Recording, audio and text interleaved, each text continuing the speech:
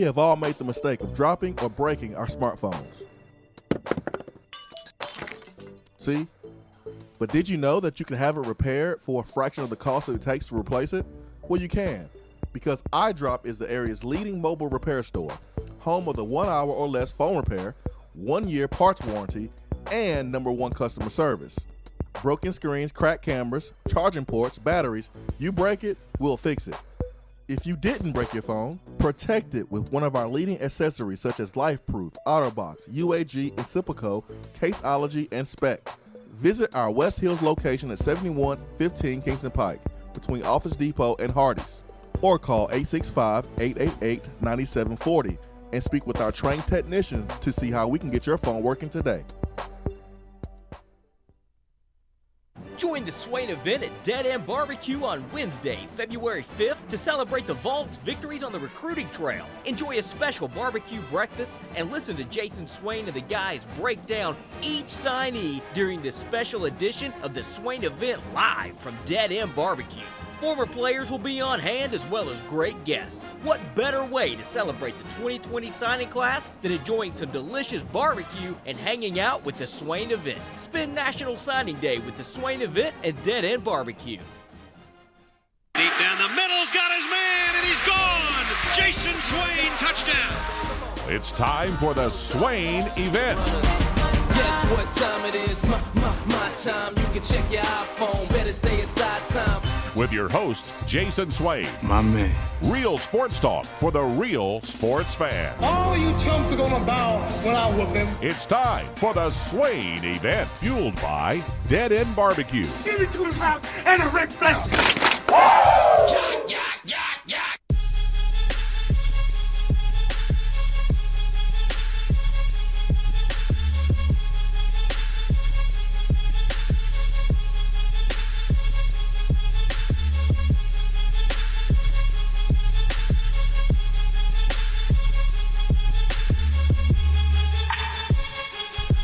Swain Event, SwainEvent.com, fueled by Dead End Barbecue, top 100 barbecue restaurant in America. We are 1 day away from National Signing Day 2020, and we will be live at Dead End Barbecue. Our live show from 7 to 10, and crunch time for a few guys out there looking to make their announcement, looking to make that move. A 40-year decision, a decision that will change their lives forever. And most of the decisions around the country have already been made. Most of the guys have signed already because of early signing period. There's still a few out there that still need to make that decision, and they will do so tomorrow. It's right in the heart of basketball season. I was talking to Ben this morning about who's the best basketball team in the country right now. I mean, that's probably the biggest question right now at this point of the season, as this month is very, very important to solidify teams' spots there in the conference as you approach March and March Madness. Really important month for basketball teams across the country. Are you going to make the dance, or are you going to be in the NIT? Big win, potential win for Tennessee today. Big game today. On the road at Alabama. Please, Tennessee, do this for Ben. Ben, good morning. Good morning, sir.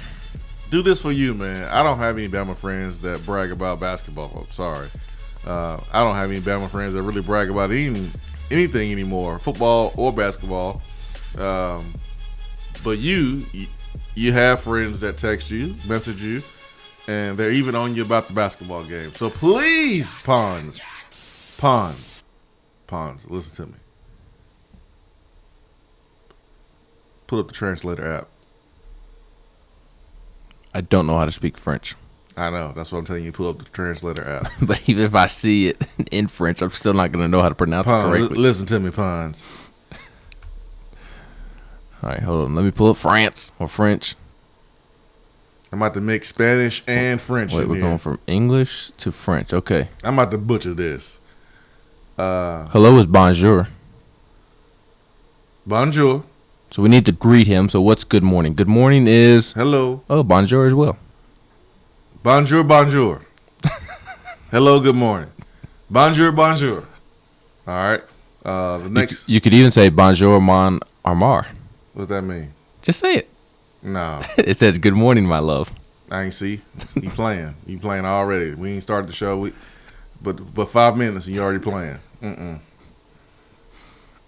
Pawn, listen to me. And you can look up this in French. I need you to ball out. I need a big game from you, Pawn. I need you to show out, Pawn. I need a bunch of threes. Wee threes. Wee mucho threes. That's right. I just mixed in Spanish, fake French, and English.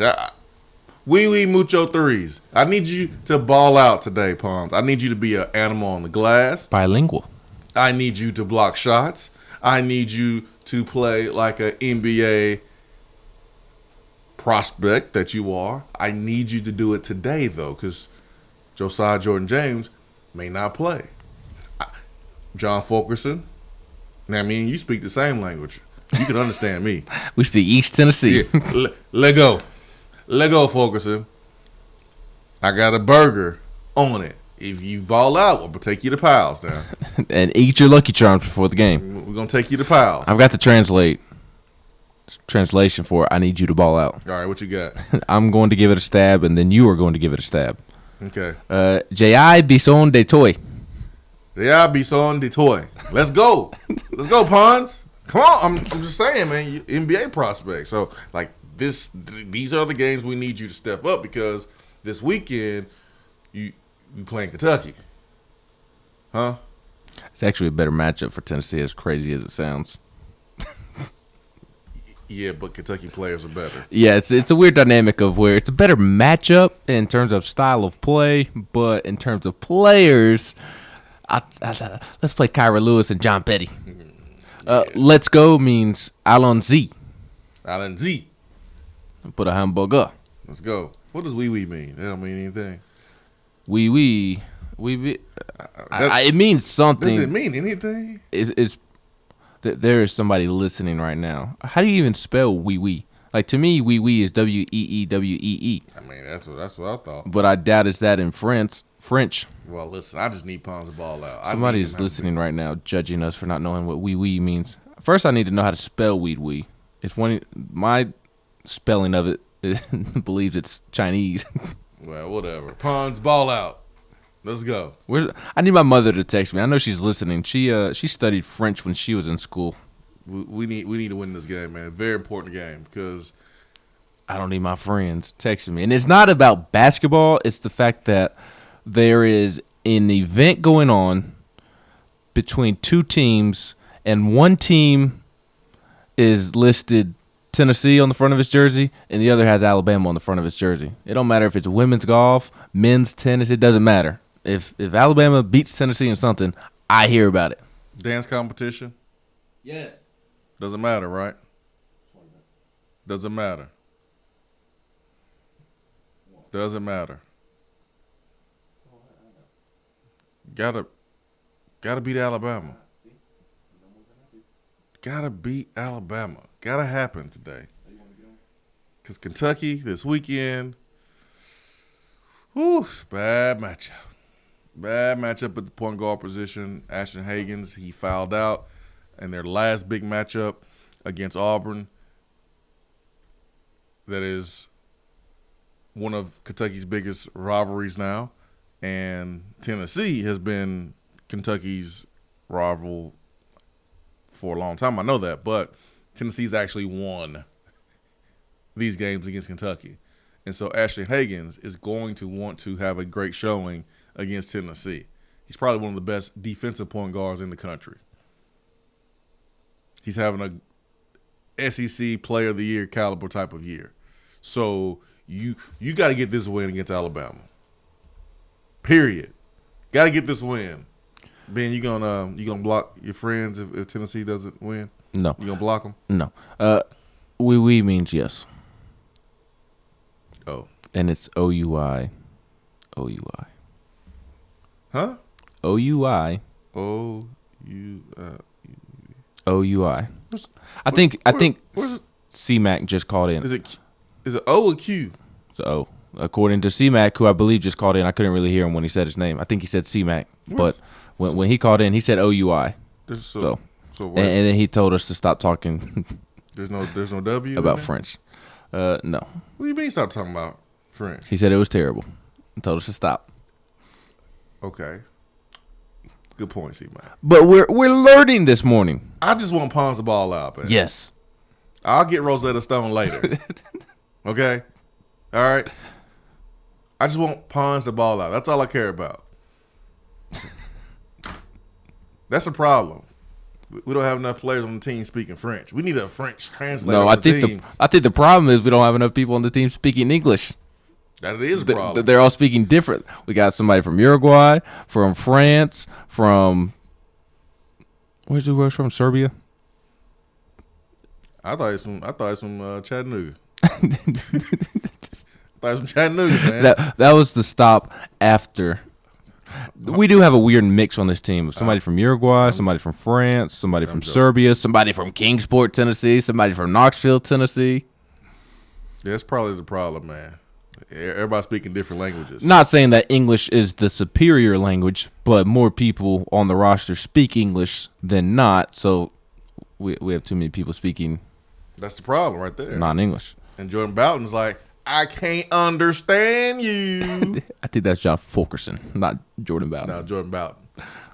Jordan Boughton. Because John Fulkerson, it doesn't play with Dave Chappelle. Doesn't play. And Olivier's from Finland. See, that's the problem. They can't understand each other. They're speaking different languages out there. We need a translator.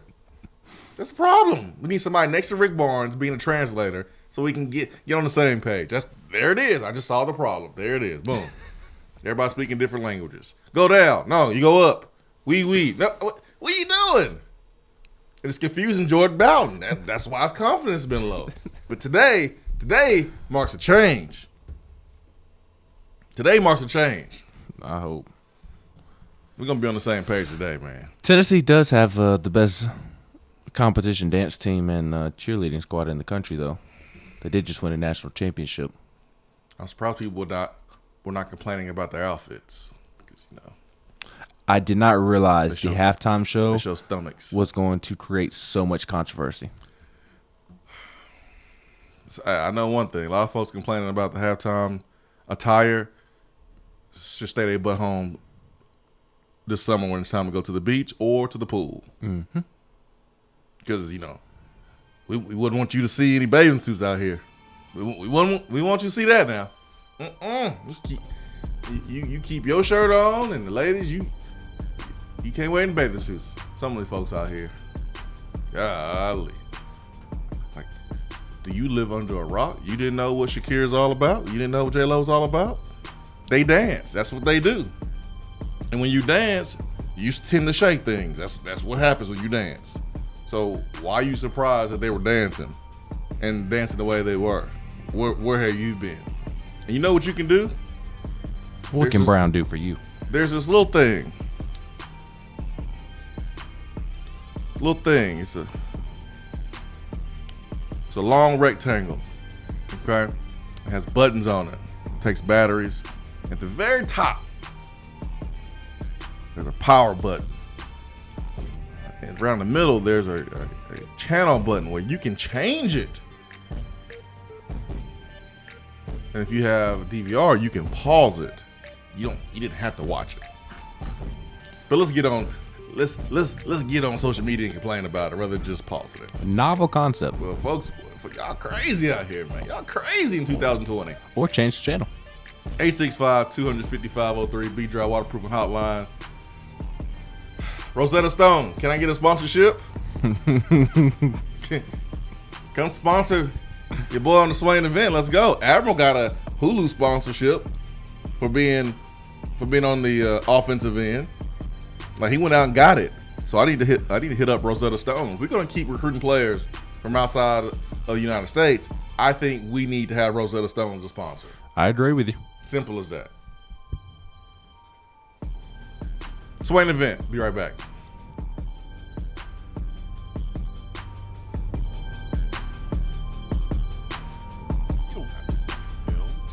can't listen to the Swain event live? You can catch up on the podcast posted daily on the app, online, and on iTunes. When you see the happy face on our truck, you'll be smiling because you'll know that you're in love.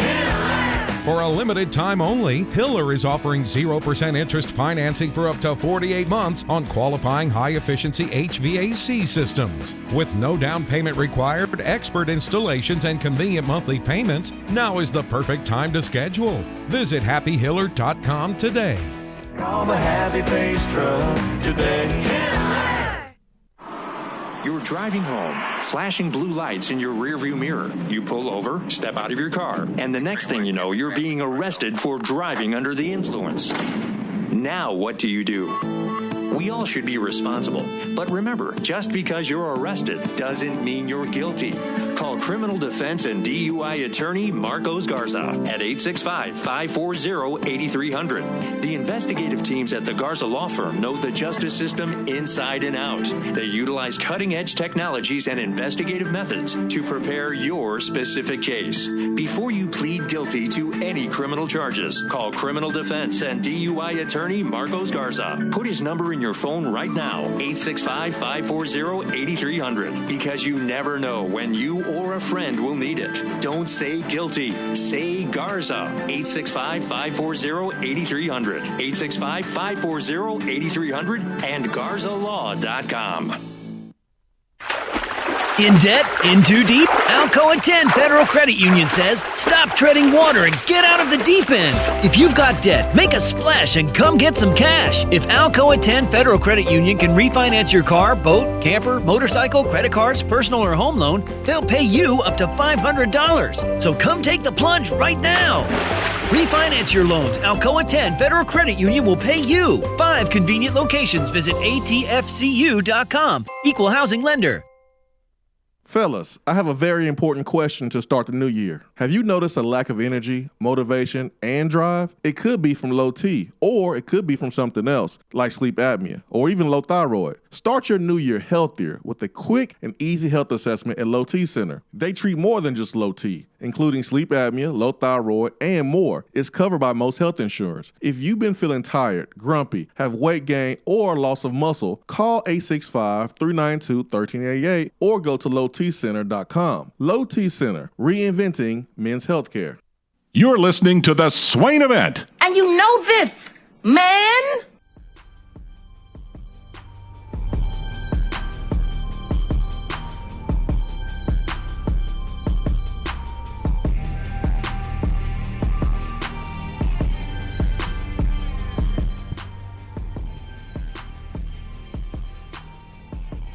Got to win this game against Alabama. You just have to. Just have to. John Petty is right down the street from my house there in Huntsville. Went to Jemison High School, formerly known as Johnson High School. Same high school as Joey Kent, Jermaine Kent, Rashad Moore, and Ed Butler. 4 former Vol players. They all went to Johnson. But Johnson's now called Jemison. That's what Petty went to school. And Petty is Petty Alabama's best player, or that Kyra Lewis? No, it's Kyra Lewis, who is also from Huntsville, technically Meridianville. Yeah, it's down the street. It's about 10, 15 minutes. If that. Meridianville is to Huntsville what Alcoa is to Knoxville. Yeah, or Powell, somewhere, because it's north. I was thinking of North Knoxville. Yeah, it's like really, it's right. It's closest to Alabama A&M. Yeah, Kyra Lewis went to my rival high school, so Hazel Green. Yeah. Bunch of frauds. Both of y'all, sorry, you know that, right? Please, Buckhorn is an elegant school. Sure. So you got both of those players, just right there from around the corner, man. Right around the corner from our houses, and we just need this win. That has nothing to do with Dina's win, though. Not at all. We just need it. We just need to win. We need to win. That's it. And Rick Barnes talked to the media yesterday about Josiah James. Gave us an update on him. Also talked about Santiago Vescovi, who has been really fun to watch. It looks like the game is slowing down for him, just a tad. But Rick Barnes did talk about Santiago. Ben, what was like the one thing that kind of stood out during Rick Barnes' availability yesterday? The thing that stuck out to me the most was Josiah Jordan-James and Rick Barnes saying that he is day-to-day. On Sunday, the day after the Mississippi State game, Rick Barnes said that the team did not do anything other than scrub the game film, did some things in the weight room just to get their bodies back, and he had saw Chad Newman, the team's trainer, just before his 12 o'clock press conference, and trainer Chad Newman said that Josiah Jordan-James would go out and practice a little bit on Monday afternoon, and then they would see how he responds to that practice, and wouldn't do much, but would see how he responds, and that they had hoped that he would have played against Mississippi State, but after trying to warm up, he just couldn't do it, and they're waiting to see how the last couple of days off, including Saturday's game against Mississippi State, will help him. It stood out to me the most because I don't know what's wrong with Josiah, because Rick Barnes mentioned last week, I believe it was going into the Mississippi State game, that Josiah tweaked his preseason injury, which his preseason injury was a hip injury that sidelined him for a good portion of fall camp. This is one of the reasons Jordan Bowden, Lamonte Turner, and Josiah struggled at the beginning of the season to really be cohesive on the basketball court, because they didn't get to practice with each other at all during preseason camp.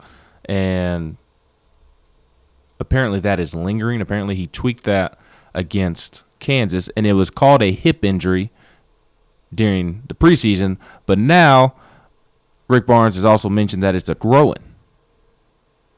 So what'd you call it? A growing. Okay, that works. I mean, did I incorrectly call it something? No, that's right. I said it the country version. Growing. Hey man, you Groin. said You said your way. I just. I mean, there's no G on it, so it's not growing. Growing.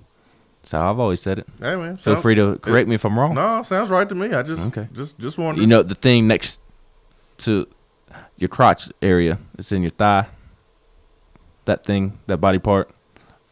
Rick Barnes has mentioned that is bothering him, but I'm confused. I saw that during the halftime show. Oh, did you? I did too. A lot of people didn't like it. But Rick Barnes said that he was dealing with a hip in the preseason, and now he's said growing. So I don't know what to think of the situation. I think it's weird, but it's a big loss for Tennessee, especially in a game like tonight where Alabama's Herb Jones, who is their best post player, he is not playing because he fractured a wrist, his left wrist, I believe, against LSU last week. So he will not be playing today against Tennessee. And Alabama is already very guard-oriented with John Petty and Kyra Lewis Jr. and a couple of other guys. Jaden Shackelford, he just went off over the weekend against Arkansas. I want to say he had 28 points or so. So they are guard-oriented, and statistically, Josiah Jordan-James is Tennessee's best perimeter defender and the second best perimeter defender in the SEC. Everybody wants to look at Josiah's offensive stats this season and say that he hasn't necessarily lived up to the hype in terms of his 5-star ranking, but he's played pretty well defensively, and Tennessee is really going to miss that today. So, long story short, the weird confusion and what exactly his injury is, to me, because they've kind of been tiptoeing around it, is concerning to me in the long run, and then in the short term against a guard-oriented team like Alabama tonight, it's very concerning. So I have a confession to make. These are my confessions. Yeah, I got a confession to make. I think we need that as a soundbite. No, we don't. We tend to make a lot of confessions. Yeah. Well, maybe. So I feel bad about this though, because I need to learn how to trust a little bit more when it comes to this. And it's Paul Pierce's fault. Paul Pierce, it's your fault, man, if you're listening. He is. So, game 1 of the 2008 finals, NBA Finals, between the Boston Celtics and the Los Angeles Lakers. He went down underneath the basket. He was holding his leg. He was carried off the court and taken to the locker room in a wheelchair. And then later in the game, he ran back out onto the court. And he helped the Celtics win that game. Well, recently, and this is actually about a year ago. So, he works for ESPN, and last year during the NBA Finals, he said he had a confession to make, and his confession was that all he had to do was go to the bathroom. So he allowed his teammates to wheelchair him off the court because he had to use the bathroom. I mean, you know what I'm talking about. Like, he had to go. Like, number 2. Like, Smokey back here taking a go. Like, he had to go. He had to really go. He said, quote, "Something went down. I just had to go to the bathroom." And so from that point, I have not been able to take any basketball player's injury serious. I haven't been able to. Paul Pierce scarred me.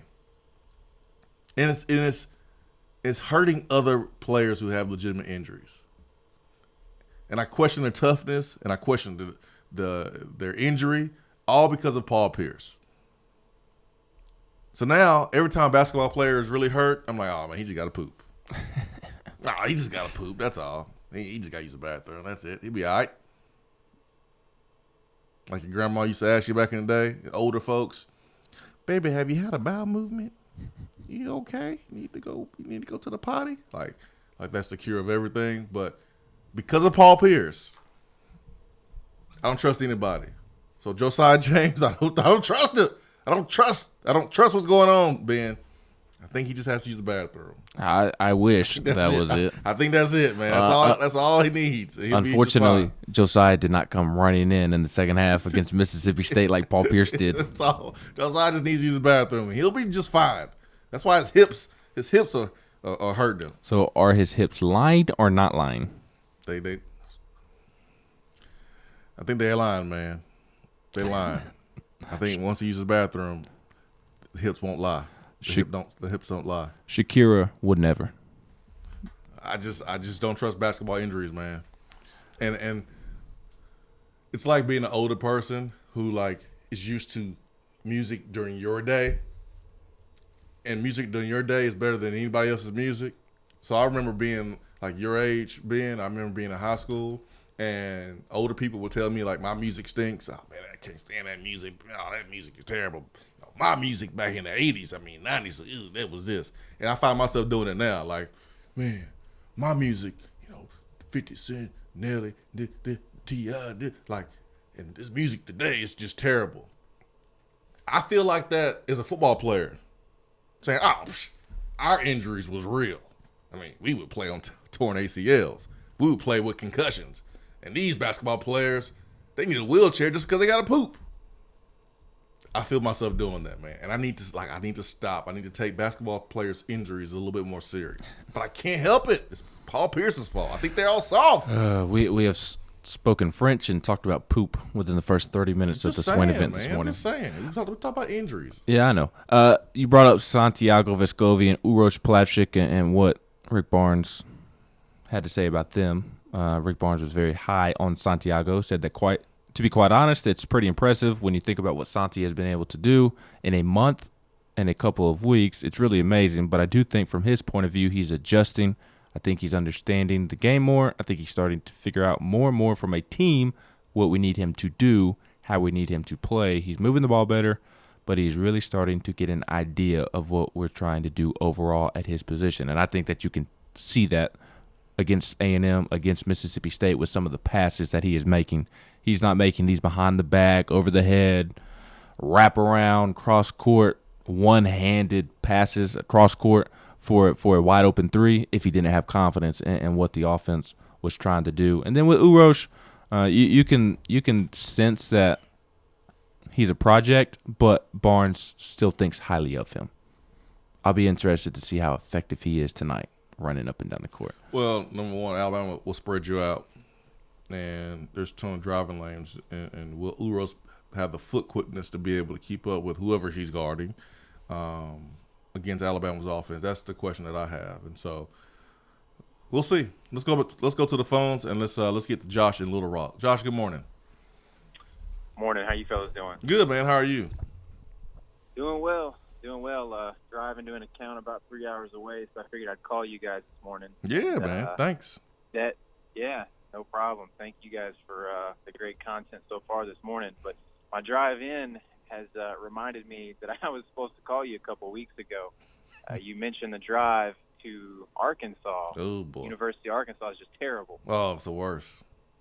So tell me what's the worst, because I got to stick up for my home state a little bit. It's the natural state for a reason. It's beautiful. But was it that drive from Memphis to Little Rock, or was it the section from Little Rock to Fayetteville? No, I came from no, yes, right. Do you have to go through Little Rock to get to Yeah. Okay. Ew, boy. That's bad, because I didn't know I didn't see Little Rock. I think the front half of the drive ruined it for you. I mean, I know why it's called a natural state, because I didn't see any buildings. It looked very natural. I mean, every mile looked the same. Like every single mile looked the same. Same trees, same fields. I mean, it was so terrible. Where was the lights? Where's the lights? I gotta be able to see. No lights, man. No lights driving around the mountains. Where are the lights, man? Like, well, I tell you what, the half from Fort Smith up to Fayetteville is just absolutely beautiful, especially when you're going up around fall time. But the other thing you mentioned was that the women up there weren't very good looking, and I gotta give you a little fuss about that, because that's not 100% true. Yeah, I understand that, man. It was cold. Like, it was really, really cold. You were brownie points. It was cold. Wife, right? Well, it was really cold, man. So I can understand, why I didn't probably see any. Well, to your point, I'll say there's a reason why the women are good looking up there now, and that's because half of them are from Texas. See you boys. Y'all have a good rest of the week. Half of them are what? From Texas. Oh, well, that's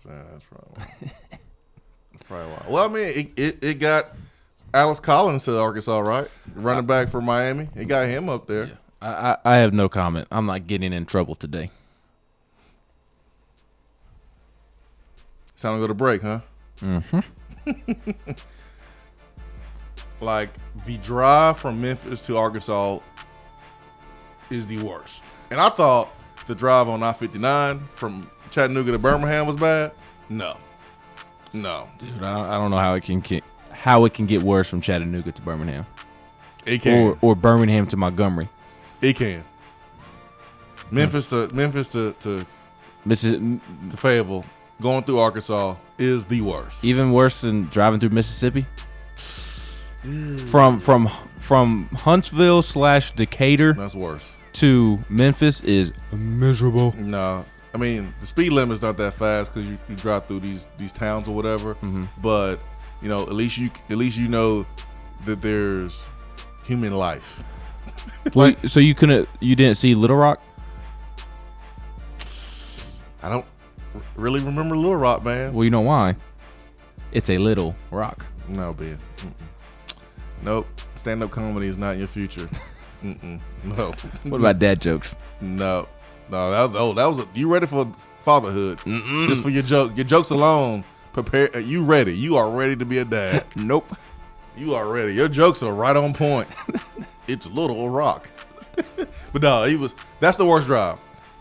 That's the worst drive I've ever experienced from Memphis to Fayetteville. Nothing comes close. Now, I-59 was rough. I don't know how rough it is now with the roads and things like that, but it's only like 2 hours.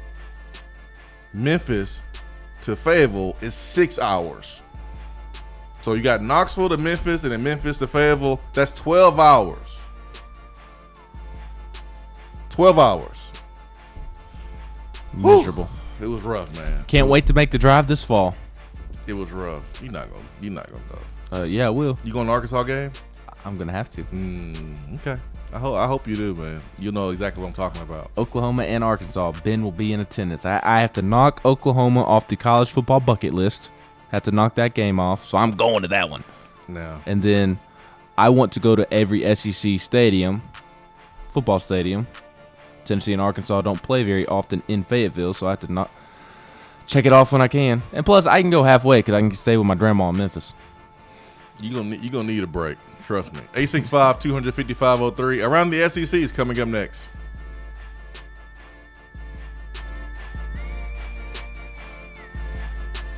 For a replay of each day's Swain Event TV, like us on Facebook. Voted Best Barbecue in City View Magazine and a top 100 barbecue restaurant in the country, Dead End is a no-brainer when you are craving the smoky flavor of quality Q. Dead End makes it easy to enjoy their fantastic menu with online ordering and local delivery with Valet Gourmet. That's right, you can have Dead End brought to you. Can't think of the spread for your next event? Get Dead End to cater it. Check them out online, deadendbbq.com. Dead End Barbecue. The search is over. Craving flavors that don't take hours in the kitchen? Mrs. Grissom's cheese spreads and chicken salads are the perfect go-to. Ready-to-eat meals and snacks found in the meat or dairy section at your local grocery store. Whether you crave the classic Mrs. Grissom's pimento cheese or the gluten-free select varieties like the cranberry pecan chicken salad, enjoy small-town flavor in every bite. Select the best. Select Mrs. Grissom's.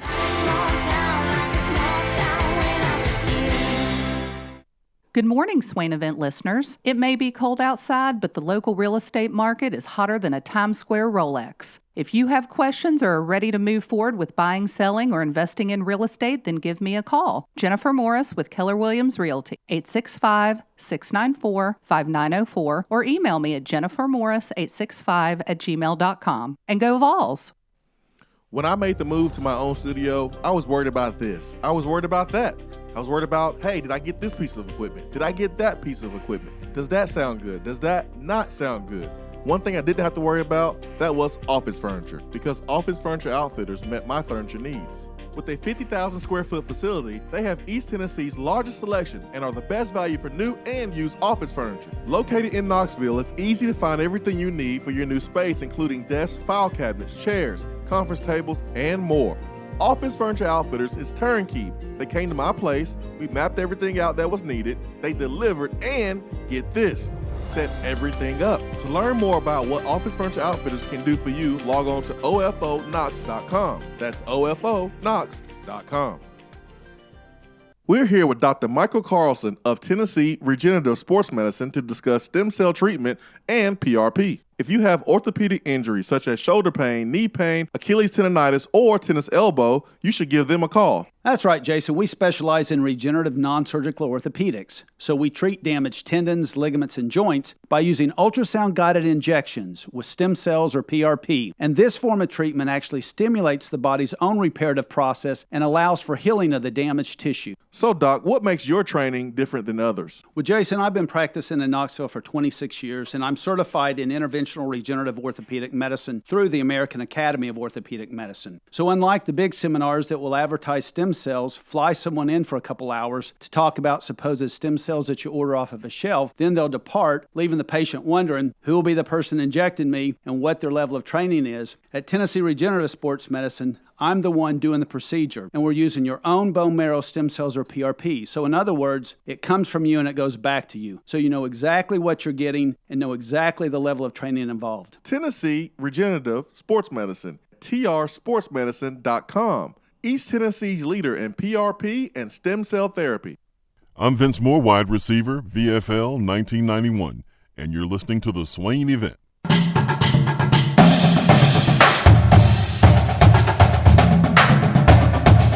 Around the SEC, powered by 42nd Street Marketing, your game-winning play call for design, marketing, and branding. Around the SEC is brought to you by 42nd Street. 42sd.com is the website specializing in logo design, print design, and website design. Ben has on his lucky Tennessee basketball sweatshirt. Hopefully it helps. Hopefully. I'm 0-1 wearing it. So you wore it on game day? I wore it during the Mississippi State game. But it's all good because the Tennessee basketball team's managers has already sacrificed and gotten the bad juju out of the way. Last night, Alabama and Tennessee's managers got together and played a game, as schools tend to do. The managers of the basketball teams, they tend to play each other the night before the actual game. And Tennessee's men's basketball team, their managers were ranked number 1 in the country. And didn't know that. Yeah, you know it's a legit thing that they do. Oh, I know. And like they were on pace to go to, I want to say, New York to play in like the Final Four, the managers' Final Four. Earn a trip to New York to play in the managers' Final Four. But they lost for the first time last night to Alabama's managers, 61-46. They didn't just lose; they got drubbed. Now, the homie on the far right in the photo that I just quote tweeted, as you said during the break, he looks like the backup point guard. He not. We need to see a birth certificate or something. He's not a manager, man. I saw him. He was a 4-star 247. He don't look like the rest of them. Yeah, man. He was 4-star on 247 a couple years ago. Oh, see, this one dude has a punchable face. He got a cigar in his mouth. I'd love to just sucker punch him. Oh, he has a cigar? Yes. He has a punchable face. Oh, look at that stupid Alabama. Anyways, the men's basketball players of the week. Co-players of the week. Our Arkansas guard Mason Jones and Mississippi State forward Reggie Perry. Oh, of course. I know, right? That was my thought. Of course. Mason Jones, Arkansas junior from DeSoto, Texas. He averaged 32 points. DeSoto. 8.5 rebounds, 2.5 assists, and 1.5 steals against South Carolina and Alabama last week. And then Reggie Perry, he averaged 25 and 10 against Florida and Tennessee last week. What did he have against Tennessee? Does it say? Nope. It just mentions what he had individually against Florida because he scored a career-high 27 against Florida earlier last week. So he did not hit a career high against Tennessee? Nope. That makes me feel a little bit better, I guess. The freshman of the week was Georgia guard Anthony Edwards. He averaged 26 points and 12.5 rebounds. Also had 2.5 assists, 2 steals, and a block against Missouri and Texas A&M. Became the first Georgia freshman to notch consecutive double-doubles since the 1997-98 season when Jermaine Jones did it. Mike Leach has a quarterback. That quarterback is former Stanford quarterback KJ Costello, who is transferring to Mississippi State. He is the former Stanford starting quarterback, and as he announced Monday on Instagram, he is joining Mike Leach at Mississippi State as a graduate transfer. He is a 2-time captain at Stanford, started 25 games over the course of 3 seasons, and has 1 season of eligibility left. He joins new Mississippi State coach Mike Leach, who oversaw the nation's top passing offense, and for the past 6 seasons, Costello faced Leach's Cougars teams in each of his first 2 seasons at Stanford. So, nice little pickup for old Mike Leach. I wonder what players that transferred from the Pac-12 to the SEC, like when is that moment when they're like, oh man, this is real. This is real. This is not the Pac-12 anymore. Oh man. Did I just see that? Did he just do that? Wow, this is amazing. Man, this is tough. That moment. Like I want to see if Velus Jones will have that moment. Tennessee transfer wide receiver from USC. I know the perception may not mean everything, but it's just really weird that as great of a coach David Shaw is at Stanford, that he's had 2 starting quarterbacks transfer. That's kind of weird. Transfer you. That's kind of weird. It is weird. And Stanford has not been Stanford over the last 2 or 3 seasons. That's just weird to me. It is.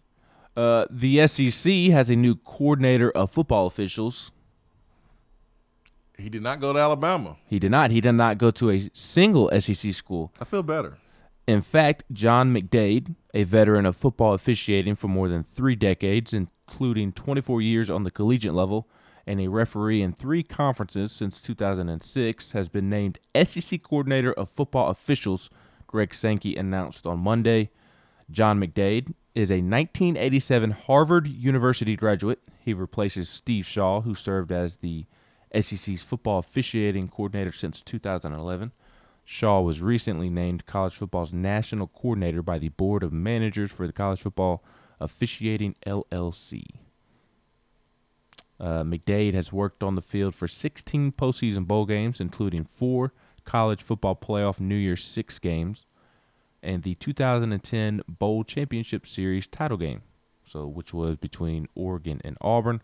He was also the referee for the 2017 SEC Championship game and worked the Emerald Isle Classic between Notre Dame and Navy in Dublin, Ireland in 2012, as well as the Army-Navy game in 2013. So, seems like he was one of the better referees, and he will now be the most disliked person in the SEC.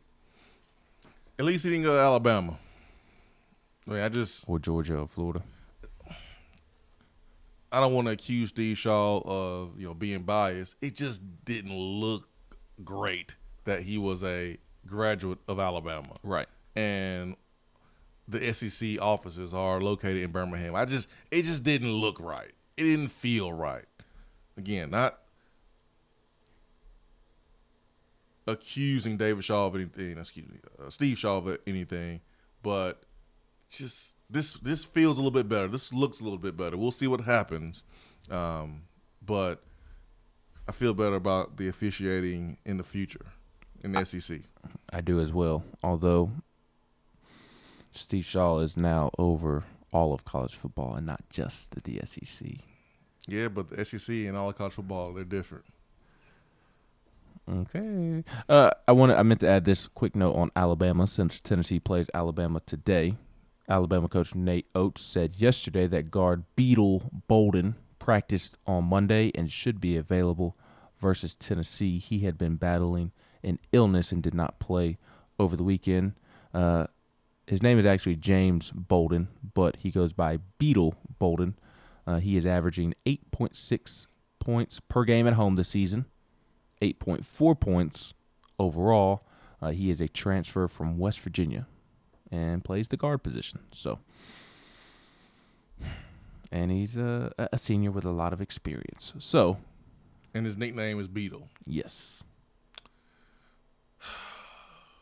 I think I saw somebody tweet out a story as to why, and there's something about him being small when he was little. I don't know. I don't know that I would want to be nicknamed Beetle McKee. You can't get crossed up by a dude named Beetle. You can't get dunked on by a dude whose name is Beetle. You just can't do that. Nope. I'm putting all the pressure on Tennessee today. We gotta win this game. I will be as mad as I have been all season if Tennessee loses tonight. Swain, I hate Alabama. I don't care if it's what sport it is. I can't stand Alabama, and the thought of them beating Tennessee makes me sick. And it's in Turd Town. It's just ridiculous. When I saw Tennessee's Twitter account, their basketball account, tweet something like "in Alabama" or "off to Alabama," I thought about making a comment about Alabama, but then I had to remember that's where I'm from. So I made a comment and then deleted it, if I'm being quite honest. It's hard to throw shade at the state of Alabama because we're from Alabama. Well, so you have to try to clean it up and go, well, not Huntsville. I mean, just anything south of Huntsville, that's what we're talking about. But anything, Huntsville or lower, they're bad. They're terrible. It's kind of hard to do all that. It kind of takes the win out of the joke. If you got to explain the joke, it's not a good joke. I'm not from Alabama. Let's get that straight. Yeah, you are, Ben. No. You're from Alabama. I'm from Tennessee. I lived in Alabama and went to high school there because my dad was in the military and I did not have a choice. Okay. I did not have a choice. I'm from Tennessee. Where'd you get married? in Tennessee. Huh? In Alabama. You got married in Alabama. But you know how these rules work. Where did you get married? I got married in Atlanta. You know why?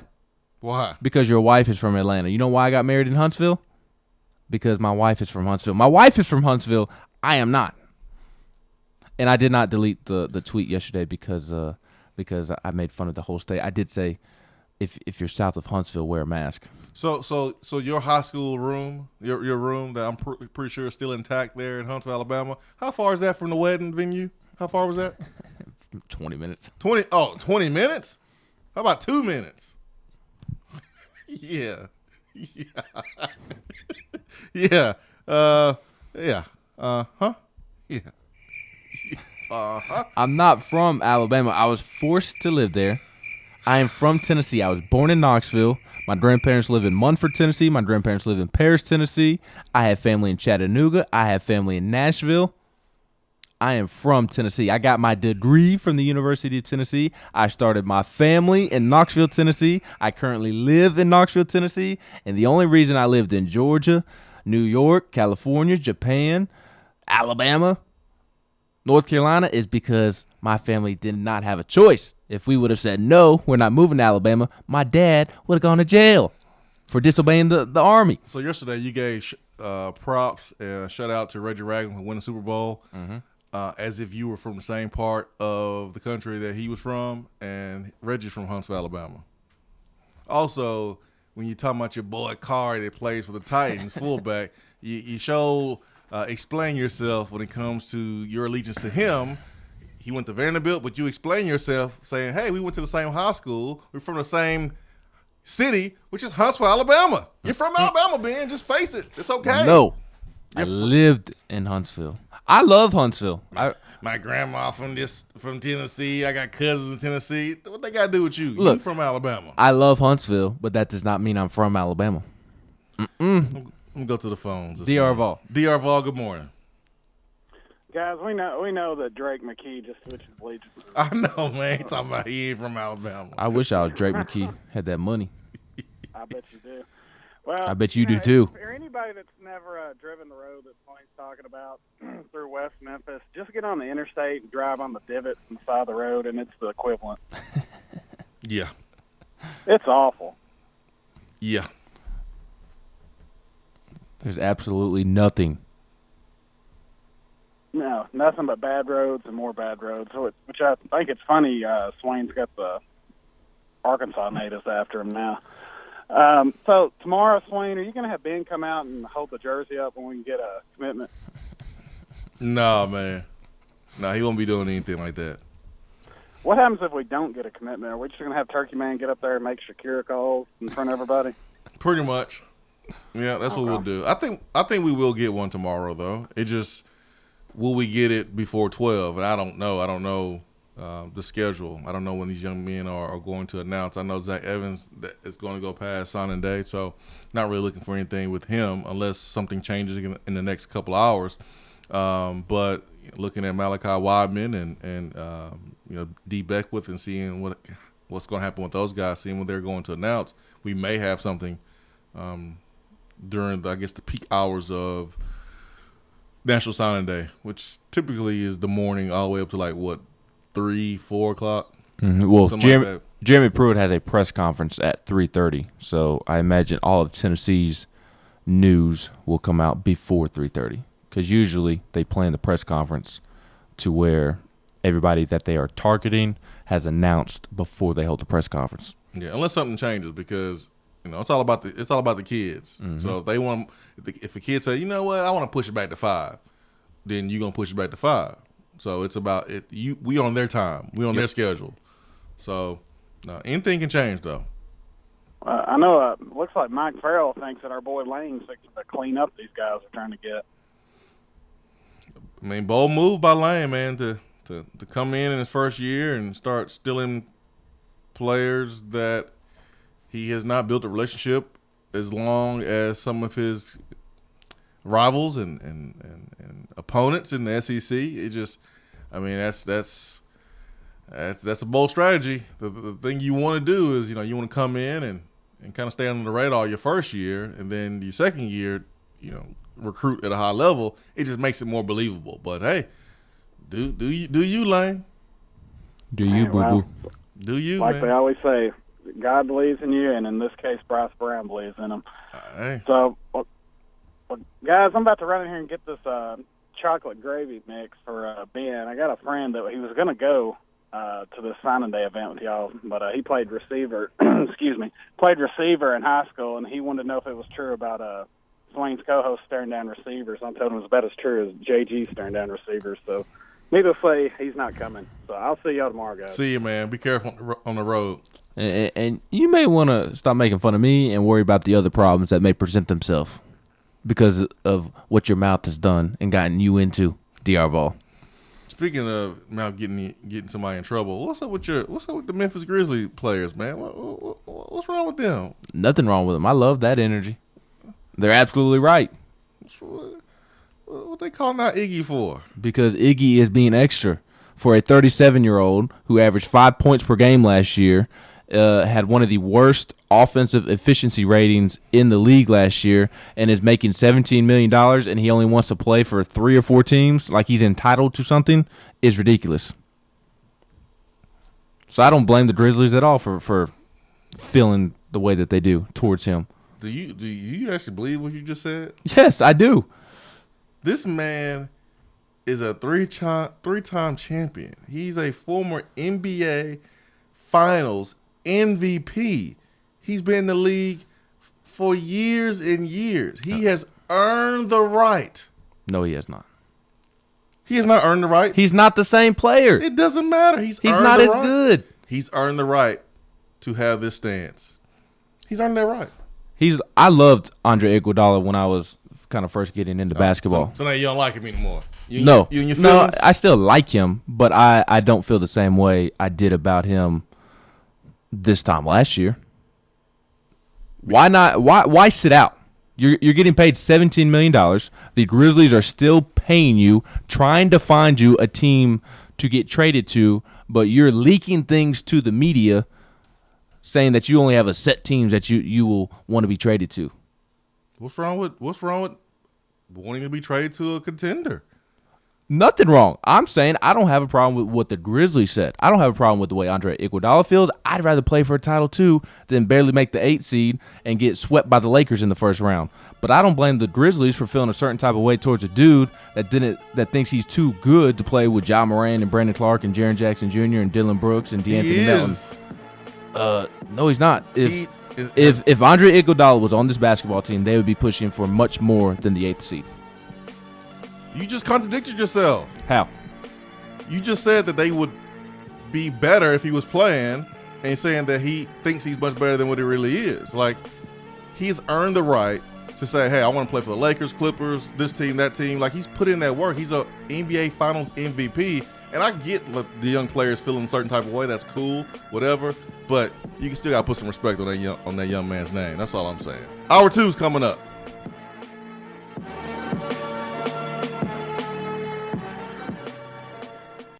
At work? Can't call in? Don't feel bad. You can talk to the guys on the text box. It's part of the free Swain Event app. With smartphones being such an integral part of our daily lives, it is truly an inconvenience when it doesn't work properly. It disrupts the normalcy of our day. When you go into the cell phone store to have it repaired, they just try to upsell you on a new phone. That's why the owner of iDrop, TKL, left those places and opened iDrop. His goal is a happy customer. TKL and the team will listen to what you have going on and work to solve the problem of your broken device in a way that best suit your needs, instead of trying to upsell you on something that you just don't need. They don't just repair phones, they can service your laptop or PC as well as your Mac. Windows 7 support is over, but iDrop can help you transition to Windows 10. They have a 5-star rating on Google with hundreds of positive reviews. Let me say that again. I don't think y'all understand how big this is. They have a 5-star rating on Google. Their customer service really speaks for itself. So if you ever find yourself with a device that isn't performing as it should, give iDrop a call at 865-888-9740 or check them out on Facebook at iDrop of Knoxville. If man made it, they can fix it. Do you have sloping or uneven floors, foundation cracks, or a leaning chimney? Do your windows and doors not open properly, or are there gaps where the floor and walls meet? Don't worry, B-Dry offers approved foundation repair solutions like steel I-beams, helical piering, epoxy injections, carbon fiber applications, and more. Make sure that your home is on stable ground with B-Dry. Call them at 865-588-0454 or find them online at bdry.com. Due to a special purchase, Beatty Chevrolet has over 100 pre-owned crossovers and SUVs at tremendous savings during the $1 Million Markdown event. 100 crossovers and SUVs from Chevrolet, Ford, Nissan, Volkswagen, Toyota, Honda, Mazda, and more. All makes and models starting at $89.95. And we'll buy your vehicle on the spot. Plus, get the Beatty warranty for life during the $1 Million Markdown. Only at Beatty Chevrolet in Knoxville or shop BeattyChevrolet.com. Sale prices plus tax, title, and license. JC's Tree and Landscaping Service specializes in quality tree work done at an affordable price. Trimming and removing trees are their specialty. They also offer other services like land clearing, stump grinding, crane services, and all of your basic landscaping needs for both commercial and residential. JC's will give you a free estimate and beat any written quote by a competitor to guarantee that you get the lowest price around. Don't risk your land with a fly-by-night service. JC's Tree and Landscaping is licensed and insured. Give them a call at 865-599-3799.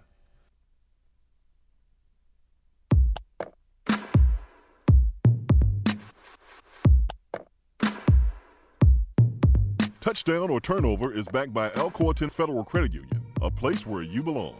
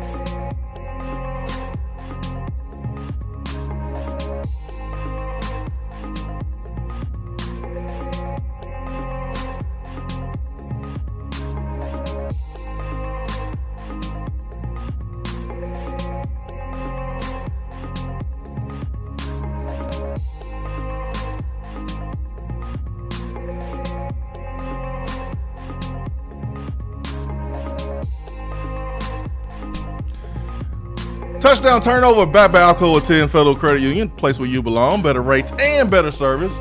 It is basketball game day, Alabama, Tennessee. So we got to make Touchdown Turnover about Tennessee basketball, right? Sure. What? Why you say it like that, man? I'm just dreading the game. Why are you dreading the game? Tennessee's playing against a rival. Come on, Ben. You got your Tennessee basketball shirt on. You got from Alumni Hall. I know you woke up today, your feet hit the floor, and the first thing you picked out was that sweatshirt because you knew that it was game day. You're not dreading it, man. You are excited. You pumped. You can't wait to trash talk your friends who are Bama fans. You know, those friends from your hometown in Huntsville, Alabama. Not my hometown. Oh, man, the denial is real. But see, by your logic, then I can also say that I'm from Georgia. I can say I'm from North Carolina. I can say I'm from California. I can say I'm from Japan. I can say I'm from New York. I can say I'm from Virginia. I can even say that I'm from Tennessee because when we were moving from California to North Carolina, we lived in Tennessee for 2 months while we waited for a house to open on post. I'm going to get back to you. I got to do this touchdown turnover. But you think you're slick, man. You ain't slick at all. You ain't slick. This might work with your friends. It ain't going to work with me. It might work with your little friends. I'm not from Alabama. It may work with your little friends back at Buckhorn High School. It ain't going to work with me. There's a difference in being from somewhere and living somewhere. I'm going to get back to you in a second. You are from Alabama. But I'm going to get to you in a second. Touchdown turnover back to Alcoa. It's backed by Alcoa 10 Federal Credit Union, a place where you belong. Better rates and better service. ATFCU.com. John Fulkerson, when he plays well, Tennessee has a better chance to win the game. John Fulkerson will record a double-double tonight, meaning he will score more than 10 points, he will have more than 10 rebounds, or he could have 10 blocks, he could have 10 assists. John Fulkerson will record a double-double tonight against Alabama. Tonight. Country. Tonight. Double-double. I know you're trying to go back and see when he's had double-double during the season. I'm just trying to see how many he has had. It looks like 1, 2, 3. He's had 3 double-doubles on the season, and they are in 3 of the last 7 games. Woo! But Rick Barnes, during his press conference yesterday, mentioned that Fulke was feeling under the weather against Mississippi State on Saturday. I mean, he good now. Are we sure? That game wasn't that long ago, just 2 days ago. Well, he don't need me drinking no. 2 days in between. He don't need me drinking milk, that's for sure. Probably what got him sick. Probably didn't have his Lucky Charms. I'll say touchdown, simply because Alabama doesn't have a great post presence without Herb Jones. Not that Herb Jones was a great post presence to begin with, but he was a good one, a solid option. But Alabama likes to really extend to the three-point line. They were a guard-oriented team that they love to jack up threes. Rick Barnes said yesterday that a bad night for Alabama is probably making 9 3-pointers. They're going to shoot the three-pointer more than 30 times. So I think that is going to open up chances for Tennessee in the post. And I think Alabama, because Alabama's shooting so much, that there are going to be more opportunities for rebounds, which John Fulkerson, with the emphasis on rebounding the last couple of days, should be able to bring down 10 rebounds. Because even Alabama's 4, they're somewhat power forward if we're talking about traditional basketball. But Alex Reese, 6'9", 245, junior, averaging 9 points a game. He extends to the three-point line quite often. He's not necessarily somebody that gets in the post and bangs with a fellow post player. So I think a double-double will happen for John Fulkerson tonight. This is a perfect game for Josiah Jordan James to have 10 rebounds, because when you get a lot of three-point shots, there's going to be a lot of long rebounds. So your guards should have more rebounds in this game than a typical game against a team that is a three-point and in type of team. But Alabama, man, they extend their range, and their coach lets them jack it up. If you have an open shot, let it fly. Really fun offense to play in if you are a shooter or if you are a penetrator. And I'm going to say touchdown. John Fulkerson had 6 points and only 5 rebounds against Mississippi State. Sick or not, that's not a performance that you want to duplicate. And I think he's going to make it a point to be aggressive offensively. I think they'll get the ball to them, him and Pons down low. And I definitely think he'll have double figures in points. Rebounds is the only question. But I think he will get 10 or more. So double-double for John Fulkerson, touchdown for me. There's just going to be so many shot attempts. And even if Alabama makes 15 threes, because they're going to shoot 30 to 35, I mean, they're going to miss 15 to 20. So I think Fulke will get a double-double. It's either going to be a layup or a three-point attempt for Alabama tonight. Nothing in between. I want to conduct an interview right now, Ben. I'm going to interview you. I have some questions for you. Okay. So, where were you born? Knoxville, Tennessee. Knoxville, Tennessee. Okay. You were born in Knoxville, Tennessee. All right. What year was this? 2000 and what? 1995. 1995. All right. Okay. So when you were born, Ben, in Knoxville, Tennessee, like, how long were you in Knoxville? Before y'all moved? Until I was 2, I think. All right. So you moved from Knoxville 2. Okay, we're gonna write a book on you today, Ben. So you moved from Knoxville at 2. Where did you go? Japan. You went to Japan. All right. You went to Japan. Camp Zama. All right. I think. Okay, I ain't asked you that. I ain't asked you that, Ben. You need to add that in there. Appreciate it, though. So you 2 years old, you went to Japan. Mhm. Okay. Can you speak Japanese? Konnichiwa. Okay, that sounds like it. All right, so how long were you in Japan? 2 years. So from 0 to 2, you was in Knoxville. From 2 to 4, you was in Japan. I might have been in Knoxville for a year. I don't remember. It Okay. was like a year or two. Okay, so you in Japan for 2 years. Mhm. All right, Japan for 2 years. Write that down. Japan 2 years. All right. Okay, so from Japan, where did you go? Fort Lee, Virginia. All right. You went to Virginia. Okay. How long were you in Virginia for? 2 years. Oh, 2 years. Okay. So you're 2 years in Virginia, 2 years in Japan. So it looks like you're about 6 years old. Okay. Potty train yet? No? Yeah? Think so. Hope so. All right. So after Virginia, where'd you go? Fort Drum, New York. New York. New York. All right. So how long were you in New York? 3 years. 3 years. So now you're 9. You're 9 years old. Mm-hmm. Yeah, because I turned 6 and was living in New York the day of 9/11. So that sounds about right. So New York, 9 years old. Okay. All right. So after New York, where'd you go? Fort Irwin, California. All right. Going back to Cali. Okay. So how long were you in Cali? 2 years. 2 years. 2 years. Okay. So you 11 at this time, right? I think. All right. What about after Cali? Georgia? No.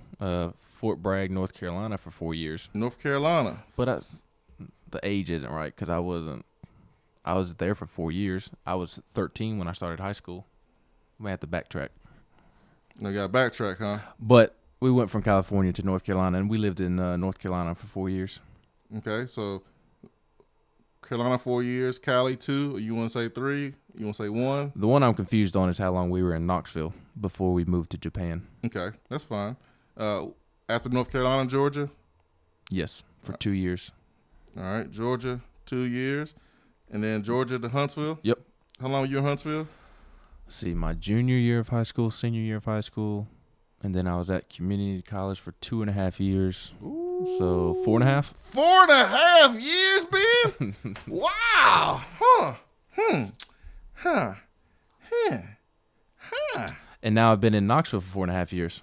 Okay, all right. You've been in Knoxville 4.5 years now. Okay. I think. Uh-huh. See, I moved to Knoxville in January of 16. So 17, 18, 19, 20. So I guess 4. 4. So today, you from Alabama. Mm-mm.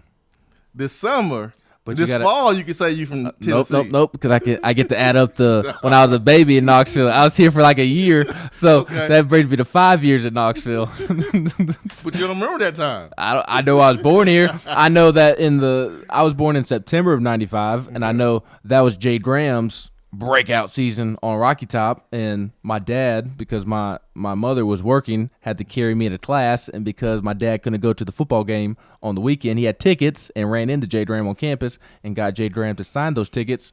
I told this story last week. Okay. My dad said that he did still have those tickets somewhere. So I remember things, and I know that my dad tells me all the time that he took me to class and would stick his foot out and kind of shake my little thing the carrier, baby carrier. Mm-hmm. So I remember going to campus. You think this is helping your case? I've been in Knoxville the longest all my life. Okay. We're gonna have to ask the people about this one. But see, I even have more evidence. This is like applying for what's the passport. You just need a bazillion things to successfully get a passport. There's my evidence that I've lived in Knoxville the longest. I was also born in Knoxville, born at Fort Sanders Hospital. Mm-hmm. Both of my parents are from Tennessee. That's not the point. My grandparents live in Mumford. No. My other grandparents live in Paris, Tennessee. Irrelevant. I have family in true Memphis, in Chattanooga, in Nashville, in Knoxville, in Maryville. I have family in Maryville. My great uncle lives in Maryville. And during the summer, I would go spend time, like for 2 weeks to a month at a time, at my grandparents in Tennessee. And I'm a Tennessee fan. Therefore, I am from Tennessee. Are you done or are you finished? I'm finished. Volstorm said, you notice all of his stories are from Bama. Zach C says, hometown is where you spend most of your adolescence, not where you're born. Well, by that method, wouldn't I be from the United States? No, we're talking about states. Well, he said adolescence. Where was I during my adolescence? You spent 4 years in North Carolina, 4.5 years in Huntsville, 2 years in California, 3 years in New York, 2 in Virginia. Ben, it's okay, man. Embrace it. No, I'm not from Alabama. Ben, it's okay. You can embrace where you're from. The great Joey Kent is from Alabama. He embraced it. The great Condress Holloway is from Alabama. He's now a Tennessean. He embraced it. It's okay. It's okay. Jason Allen is from Alabama. He became a volunteer. It's okay, Ben. You can be from Alabama, but still be a Vol. I don't want to be. You have an orange wedding band on. Ben, you're a Vol. I get it. But you from Alabama, bro. I'm not from Alabama. Travis Gamble says that only thing I'm gathering here is Ben is well cultured from country blank North Alabama. and let's get the record straight, because we had a comment earlier on the text box saying that North Alabama was Jeremy Pruitt's people. There is a difference between North Alabama and Huntsville. Like Decatur and... No, there's a difference between Fort Payne and Huntsville. Yes. Pruitt's from Fort Payne. But there's a difference between Scottsboro, Fort Payne, South Pittsburgh, Decatur, Muscle Shoals. There's a difference between those towns and Huntsville. So, Coach SAJ says, when you filled out your papers to enter UT, where did you put you were from? My home of record was from Paris, Tennessee, because that helped us get in-state tuition. Because with the military, if your home of record is from the state with the school that you're applying to, which our home of record throughout all that moving around was in the state of Tennessee, that helped me get in-state tuition. So you lied to get a discount? No, I guess technically I had two places because obviously I went to Buckhorn High School and was transferring from community college there. So you just like one of these kids here in Knoxville that uses their grandma's address to go to a different school? That's how y'all did it? Essentially. and then I took advantage of that, and then the good old GI Bill from the military. Carmen says, misery loves company. Look at Swain. Just because he's from Alabama, he's trying to make Ben from Alabama. Ben lives so many places because of the military. He can be from whatever he wants. Daggum right. But he's born in Tennessee and has lived there longer than anyone else. He can say if he's from Tennessee if he wants. Thank you, Carmen. I'm not miserable. I'm happy. You know why? Because I have come to grips from being from Alabama, but I live here in Tennessee. I'm a Tennessean now. I don't deny being from Alabama. I'm not in denial like Ben. Ben, you're in denial. How long did you live in Alabama? Let's see. Probably about 16 years of my life. Much different than my 4.5. Yeah, probably 16. Ben, but I'm older than you by like 11 years. Let's go back to the adolescence. Ben, I'm not denying I'm from Alabama. So I'm trying to flip this. Oh, I know you're not, but I'm saying there's a difference between you and I, and you were trying to lump me in because misery loves company, just like Carmen said. But I'm not miserable. You're from Alabama. You are miserable. Nah, man. I'm proud of where I'm from. I am proud. Alabama is what made me who I am now. So I'm proud of where I'm from. Just saying. I just think it's funny that you deny where you're from so much, Ben. It's where you met your wife. It's where y'all got married. It's That's so many fine. I'm great still memories. not from. I'm not It's from so there. many great memories in Alabama, Ben. You just denying them. I just can't believe you, Ben. Who's on the phone? Dave Toner. Dave Toner. Good morning. You ought to doggone well know, Swaino, I'm going to call and stand up for my boy Ben. That's right. Oh, let me guess. You're taking some time off from work to do this. No, I shut my vacuum cleaner off, though. Appreciate I it. might ask you a question. You better answer it carefully. What you got? This isn't a threat. This is just a warning. When I come up here in Valentine's, you answer this question the wrong way, we may have to throw hands. All right, let's do it, man. What you I got? was born in Pittsburgh. Okay. I lived in Georgia. I now live in Florida. Where am I from? You better get it correct. Are you from Florida, man? Oh, see, You from we Florida? may have to do this on Valentine. You There ain't gonna be no basketball game. No, you from the capital for what? You from Florida? All right. So that's where you let me get. ask you That's this, where your Wayne. job Let me ask is, you this. Daytona. It's in Florida. You work there, right? Where is Jesus Christ from? He's from the Bible. No. Come on now. Where was he born? Hey, man, listen. You from Florida, Daytona? Bethlehem. Don't try to bring Jesus in there. No, I'm gonna prove a point. From Bethlehem. You from Florida, man? And he probably moved around more than anybody ever. So what do you But tell he's people? from Bethlehem. Where do you tell people you're from, Daytona? Pittsburgh. How long have you lived in Florida? It doesn't matter. I'm from Pittsburgh. What does your birth certificate say, Ben? Knoxville, Tennessee. Then that's where you from. You are from wherever you was born. Oh, okay. So I guess I'm from Chicago. I'd want to be from Chicago if I I were guess you. you are. Yeah. I guess you are, but I wouldn't say that too much. Well, it's better than Alabama. Oh, it is better than Alabama. Definitely better than Alabama. Even if I was from Alabama, I wouldn't tell people I was from Alabama.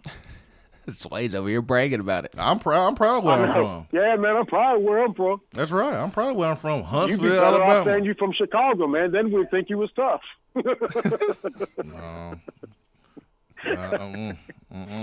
See, this is why I gave you a new name for 2020. Yep. Swaino the Instigator. The Instigator. Ben is from Alabama.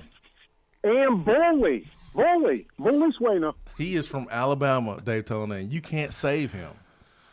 Bro, his birth certificate says Knoxville, Tennessee. No, Captain Save a co-host. It's not going to work. He's from Alabama. I told you I'm always going to have my boys back. You can have his back. Someone's got to stand up for all the bullying you do to this poor guy. I don't bully him. That's Volstorm.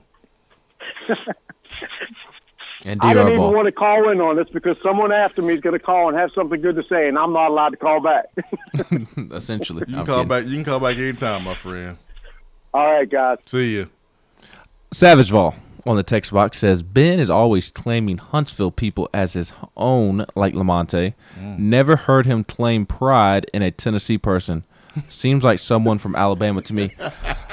Who has mentioned Marcellus Teague the most on this show? Dude, you have embarrassed yourself so much talking about Marcellus Teague, talking about he's the best wide receiver in Tennessee history. You know why I mentioned Marcellus Teague? Because he's from Paris, Tennessee, where part of my family is from. You know, one of the greatest running backs in Tennessee history, maybe the most underrated running back in Tennessee history because he is not talked about enough when you kind of look at his production. Johnny Jones, you know where he's from?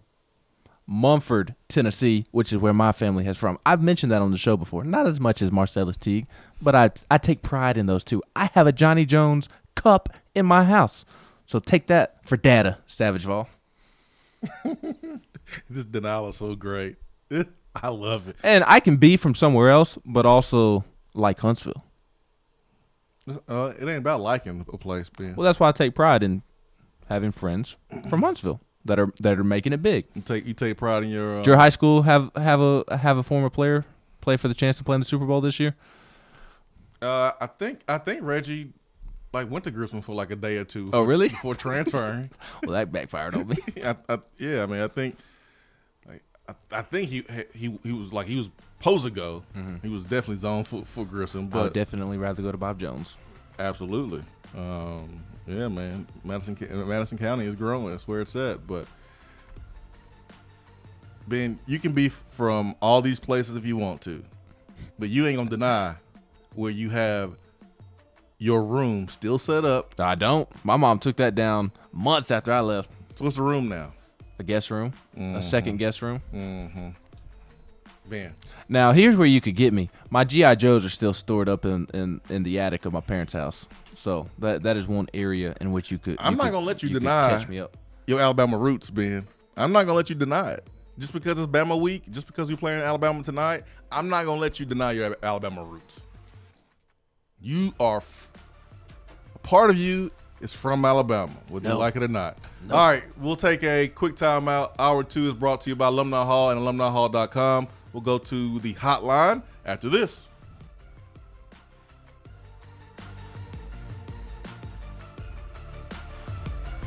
While the other guys are taking guesses, the Swain event is taking you behind the scenes and in the huddle every morning from 7 till 10 right here. Join the Swain event at Dead End Barbecue on Wednesday, February 5th to celebrate the Vault's victories on the recruiting trail. Enjoy a special barbecue breakfast and listen to Jason Swain and the guys break down each signee during this special edition of the Swain event live from Dead End Barbecue. Former players will be on hand as well as great guests. What better way to celebrate the 2020 signing class than enjoying some delicious barbecue and hanging out with the Swain event? Spend National Signing Day with the Swain event and Dead End Barbecue. We're here with Dr. Michael Carlson of Tennessee Regenerative Sports Medicine to discuss stem cell treatment and PRP. If you have orthopedic injuries such as shoulder pain, knee pain, Achilles tendonitis, or tennis elbow, you should give them a call. That's right, Jason. We specialize in regenerative non-surgical orthopedics. So we treat damaged tendons, ligaments, and joints by using ultrasound-guided injections with stem cells or PRP. And this form of treatment actually stimulates the body's own reparative process and allows for healing of the damaged tissue. So, Doc, what makes your training different than others? Well, Jason, I've been practicing in Knoxville for 26 years, and I'm certified in interventional regenerative orthopedic medicine through the American Academy of Orthopedic Medicine. So unlike the big seminars that will advertise stem cells, fly someone in for a couple hours to talk about supposed stem cells that you order off of a shelf, then they'll depart, leaving the patient wondering who will be the person injecting me and what their level of training is. At Tennessee Regenerative Sports Medicine, I'm the one doing the procedure, and we're using your own bone marrow stem cells or PRP. So in other words, it comes from you and it goes back to you. So you know exactly what you're getting and know exactly the level of training involved. Tennessee Regenerative Sports Medicine, trsportsmedicine.com. East Tennessee's leader in PRP and stem cell therapy. If you're coming to Knoxville and need a place to stay, do yourself a favor and book a room at Hampton Inn Paper Mill, also known as the Hampton on the Hill. This award-winning property is literally in the top 5% of all Hampton Inn properties. The GM, Stephen Lawrence, is a good old local boy who grew up in the business around Knoxville. He and his staff are always available, always willing to help, and will go above and beyond for their guests. The newest Hampton Inn in Knoxville has clean, affordable rooms, flat screens, fridges, and microwaves in every room. Plus, breakfast is included in every rate. Not to mention, there's also a pool and fitness center on site. If it wasn't so close to amazing restaurants, bars, and shopping, you would never want to leave. At only 6 miles from campus, you're still right in where the big orange action is. Go to HamptonInn.com, search Knoxville, and book your room at the Hampton Inn Paper Mill or call 865-693-5400. Voted Best Barbecue in City View Magazine and a top 100 barbecue restaurant in the country, Dead End is a no-brainer when you are craving the smoky flavor of quality Q. Dead End makes it easy to enjoy their fantastic menu with online ordering and local delivery with Valet Gourmet. That's right, you can have Dead End brought to you. Can't think of the spread for your next event? Get Dead End to cater it. Check them out online, deadendbbq.com. Dead End Barbecue. The search is over. Good morning, Swain event listeners. It may be cold outside, but the local real estate market is hotter than a Times Square Rolex. If you have questions or are ready to move forward with buying, selling, or investing in real estate, then give me a call. Jennifer Morris with Keller Williams Realty, 865-694-5904, or email me at jennifermorris865@gmail.com. And go Vols! If you aren't following the Swain event on Twitter, then are you even on Twitter? Hit that follow button. It's the right thing to do.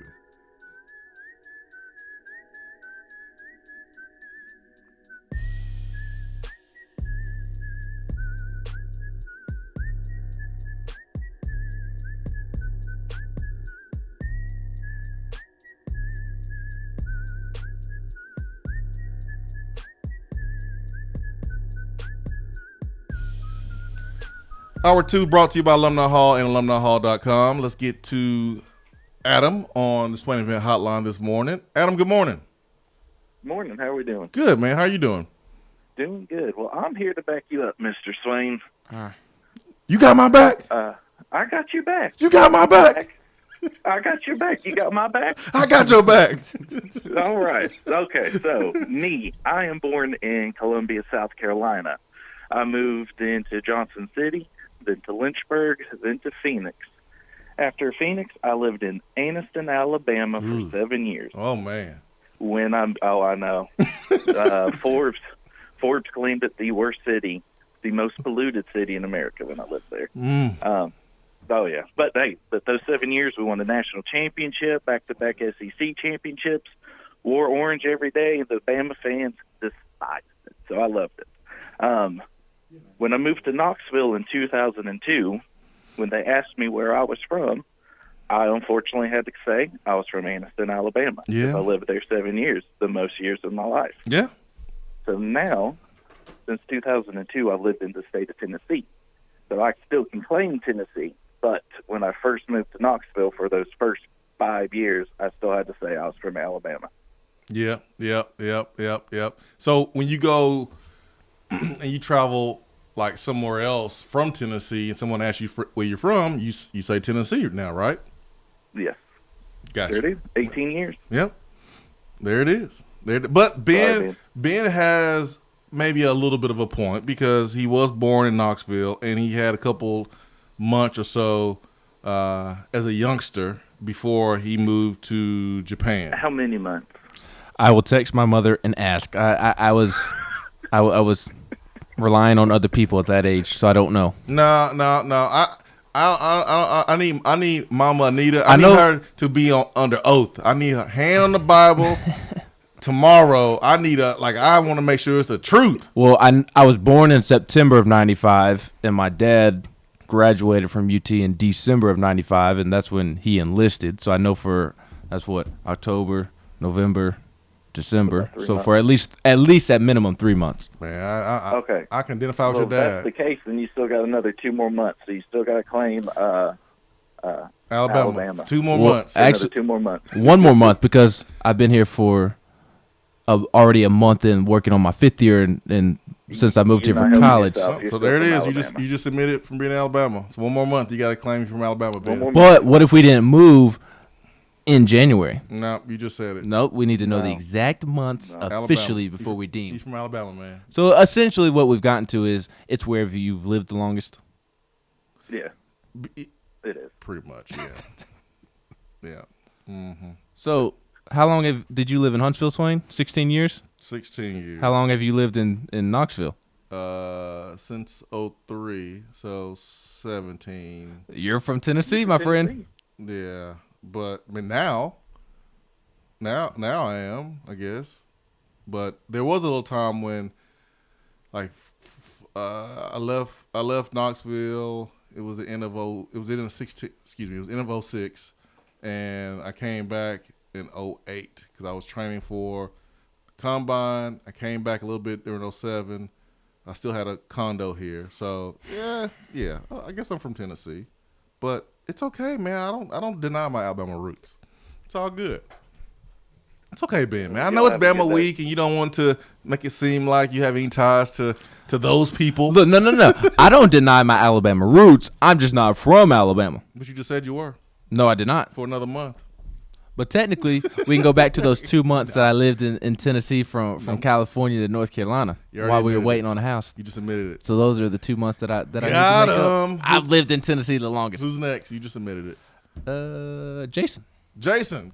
What a name. Good morning. How you doing? Good, man. How are you? I'm doing okay.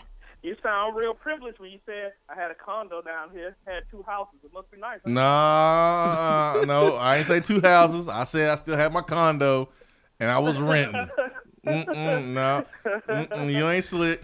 Well, I got a question for y'all. There's all these too early depth charts and everything, and with Flowers being hurt so much, which I think he's a good player, and then we got the defensive backfield to be filled.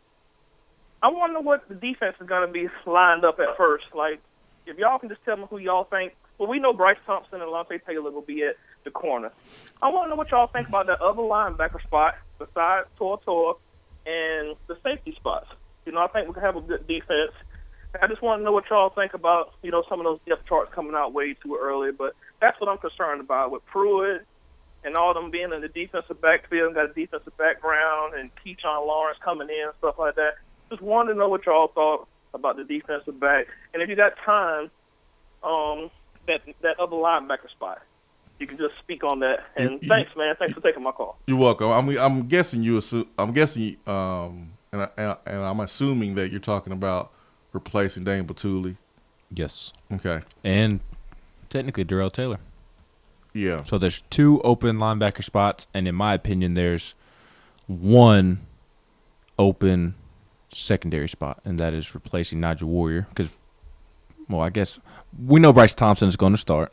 I'd venture to say Sean Schamberger will start at nickel, if I had to guess. Yeah. Bryce Thompson at 1 corner position, Schamberger at nickel, and then Alontae Taylor, Warren Burrell at that other corner spot, or maybe somebody coming in. And then I think that Jalen McCullough will start one of the safety spots. So 1 safety spot open, and I would say that there's another corner opposite of Bryce Thompson open. Yeah, I think starting off beginning of fall camp, first game, how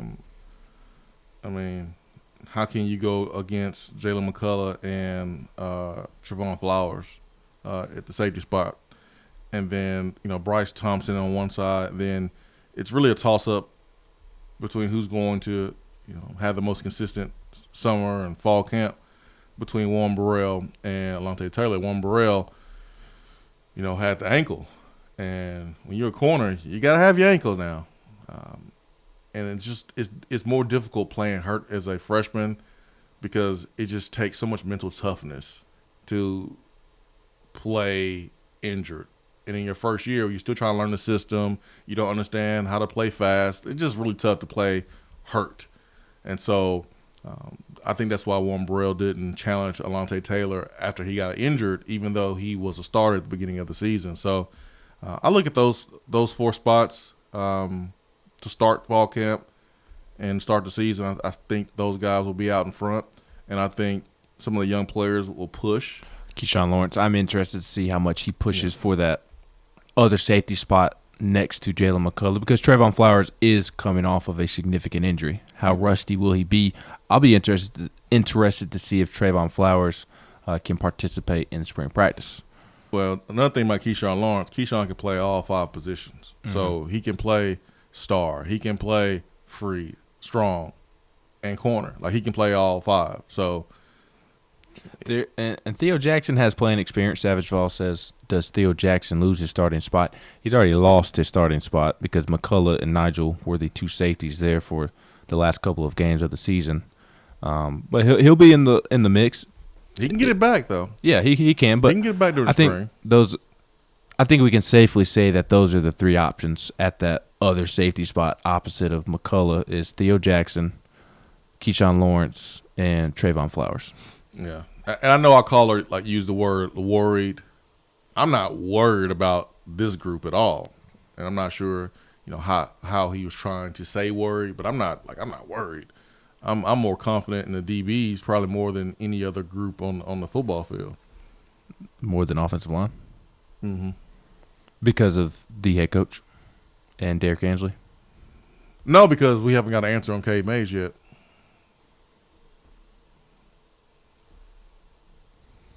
Yeah. Not yet. And this will be this second year these guys playing together. And for Bryce Thompson and some of these guys, this will be their 3rd year playing together. I think one, other than the simple X's and O's, I'll be interested to see who emerges as the leader of the secondary, because Nigel Warrior, we can talk about how much his play improved on the field, but he improved even more as a leader and was huge for Bryce Thompson and those guys, and Jalen McCullough and helping Daniel Batuli get the defense lined up correctly. Who replaces that aspect of the secondary? Yeah. As we go to linebacker, Dane Batuli, that's going to be Kavaris Crouch starting off. That's kind of the natural replacement, is putting him there. And I think Tyler Barron's going to be a guy who tries to replace Darrell Taylor. And he's going to be a day one guy. He's going to be a day one contributor and could potentially start. Honestly, could push to start there. You're gonna have DeAndre Johnson in his senior year. You're gonna have Greg Emerson, who caught on during the season with Emmett Gooden being out, but Emmett Gooden's gonna be back. You're gonna have Darrell Middleton there on the inside, and then redshirt freshman from Innsworth was big boy Elijah Simmons, who we thought would play earlier, but he just wasn't ready. But he should be in the mix. And then Henry To'oTo'o, we already know what we're going to get there from him. But I think that's you got to ask Croc Garland in there. I mean, he was in there making plays. He might have been Tennessee's best interior player this year. Kayvon Bennett was doing his thing on he the outside, really came to the passer. Yep, especially towards the end of the season. Tyler Barron could push for a starting spot at outside linebacker. I just said that. Sorry, I was reading the text box message. I'll be honest. I understand it happens. Matthew Butler, he's effective. Yeah. What about J.J. Peterson? You like him at inside linebacker, starting off over Kavaris? Starting? No, I don't like him starting off. I like him playing. I like him in the mix, but starting, no, not over Crouch. Where does Jeremy Banks fit into the too deep for you? He don't right now. You know that boy's gonna be on the football team come August 1st. You said too deep. You said too deep, man. You can't come onto the team from being suspended and just jump into too deep. When J.J. Peterson and Kavaris Crouch are your only options, you do. Nah, man, he ain't getting too deep reps when he gets back. Well, they all get the same amount of reps, so he ain't getting too deep reps. He ain't gonna be on the second team when he first gets back. He's gonna have to work himself. He's gonna earn. I agree with what you're saying, but Tennessee doesn't have a ton of inside linebackers, is what I'm saying. So because of that, I think he's just going to step in and have an opportunity because your only other inside linebackers are the guys you signed. Bryson Eason. I mean, it's Bryson Eason, J.J. Peterson, Kavaris Crouch, and Henry To'oTo'o. If the numbers are a problem in spring, he may get too deep reps, but that'd be the only reason. I mean, when you bring back a player who was dismissed, you have to give them an inch at a time. Right. You don't just give them a mile. You give them an inch. You let them jump through one hoop, and then you put out another hoop for them to jump through to make sure they understand that, this is a privilege, and you got to earn it every single day. Just because you're back just doesn't mean that you get to do what you want to do. No. Every single day you have to earn it and prove yourself every single day. So, yeah, I mean, I think he's going to be back on the team, but I'm not throwing him in too deep right now. Yeah, I know. Like I said, I understand. I only threw him in there simply because Tennessee doesn't have a ton of bodies at that spot. That was really the only reason. They got Aaron Beasley. They got. What position is Aaron Beasley going to play? They got dudes. He worked at safety. He worked at inside linebacker. He worked at running back. He ain't gonna play running back. Well, I know. I mean, they already got but they got dudes. of them. But they got dudes, man. They got dudes that have been on the team, who have not been dismissed, who have done everything right. Those guys are in front of Jeremy Banks right now. They are. So, Roman Harrison, I think he'll factor in at outside linebacker. Absolutely. Mr. White 865 says that on the text box. Absolutely. Did not mean to leave him, but I mean, I didn't want to be like Ray UGA and start reading off the roster on defense. I mean, it's kind of necessary because there are a ton of open spots. Yeah, I think our caller was kind of wanting to know about kind of like the starters and stuff. Right. Yeah. But there's so many at the positions he mentioned. There are multiple guys who could end up being the starter. And we mentioned like 5 guys in the defensive backfield because those are the guys we think will be starters. Mm-hmm. I think up front, Emmett Gooden is your starter. And I think DeAndre Johnson or Kayvon Bennett are your starters on the outside, unless Tyler Barron comes in and have a Derek Barnett type of start to his career. And then I think every other position, it was a toss-up. You got to compete and go win it. Do you think if Balin Buchanan is healthy enough to play and does play, do you think he will push for that starting nickel position? Him and Schamberger? I don't think he's better than Schamberger. I don't either, especially because Schamberger really started to come along towards the end of this past season. Yeah, even when he was healthy, I don't think he was better than Schamberger. Healthy when he was versus Schamberger's play at the end of the season, Schamberger has the advantage to me. 865-250-503 B-Dry Waterproofing Hotline. Do we have For What coming up next? Oh, yeah, we got For What coming up I next. have a For What. Oh, I have one too. Let's do it. Swain Event, be right back.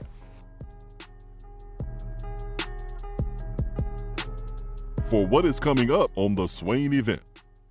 B-Dry is celebrating 60 years of protecting homes across the U.S. They are the basement and crawl space experts. There has been historic rainfall in East Tennessee recently. If you are experiencing wet foundation walls, puddles on your floor, or water where your floor and wall meet, then you should call B-Dry. They have over 500,000 customers nationwide. B-Dry gives free estimates for all homeowners. Financing is available, and if you mention the Swain Event, B-Dry will give you $500 off a full perimeter basement waterproofing solution. Wet basement? Better call B-Dry, 865-588-0454 or online at bdry.com. It's your boy, Big Will, from Old Ben Franklin Motors, Alcoa, Tennessee, 911 Louisville Road. Yes, it's the holiday season again. Uncle Sam season, y'all. Income tax time. It's the holiday. So bring your last check stub or your W-2 to 911 Louisville Road, Alcoa, Tennessee, Old Ben Franklin Motors. Come see Big Will. And we're going to give you a free vacation if you buy a car. Bring your W-2 or your last check stub. Like I said, the 911 Louisville Road, Alcoa, Tennessee. Open Franklin Motors. Ask for Big Wheel. Good credit, bad credit, slow credit. Guess what? You know we're going to get you approved. Call me now. 865-980-8216. Good credit, bad credit, slow credit. Set up your appointment and we will get you approved. Turn down for what? While the players are gearing up for the gridiron, it's time for you to get geared up at Alumni Hall. Find the best selection of Nike, Nike Golf, Peter Millar, and all those retro logos you love. And the 2 for $28 t-shirt deal? Game changer. And don't forget about the rest of your game day crew. There are plenty of options for the entire family and to upgrade that tailgate. Shop now at one of their 6 convenient locations in Tennessee or 24/7 at alumnihall.com. It's football time in Tennessee. There are articles and news stories that you read about the things that people do. And when you're reading those and you start to shake your head, you start to scratch your head a little bit, you get confused, you don't understand why, you start to ask questions. But really, there's only one question that matters. What is that question, you may ask? For what?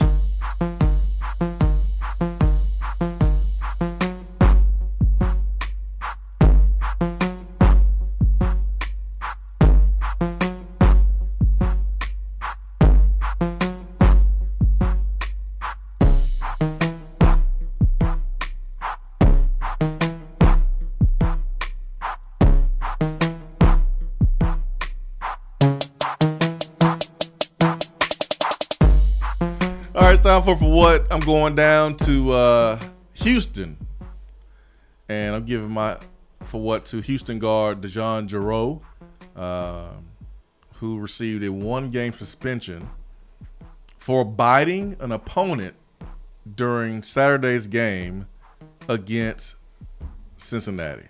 That's right, you heard it. He bit an opposing player. He was ejected from the game. They were fighting for a loose ball, Jarreau and a Cincinnati player. And while fighting on the ground for the loose ball, he bit a Cincinnati's player's leg. Officials reviewed the play, gave him a flagrant 2 foul, and ejected him.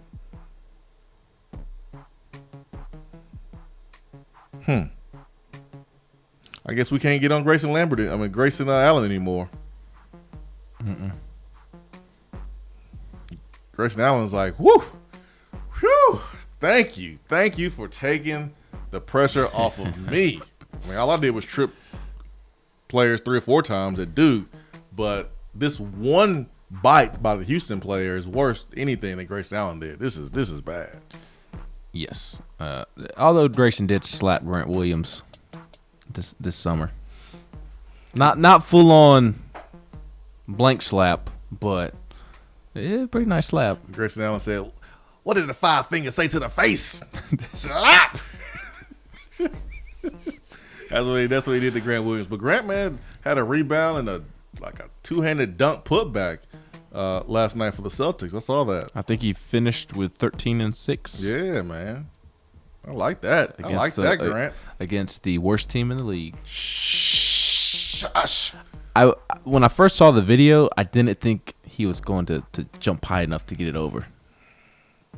Not because he's incapable of dunking, just kind of the way his body was positioned on that particular play. I was concerned that he was going to get stuffed at the rim and end up on Shaqtin' a Fool.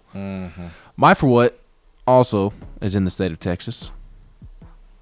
And speaking of Shaqtin' a Fool, this young man, Jacob Podol, will be on Shaqtin' a Fool because Jacob Podol, who is a member of the San Antonio Spurs, Greg Popovich told him to check into the game, sub him into the game, and Jacob forgot to put his jersey on before the game, so he checked in without a jersey.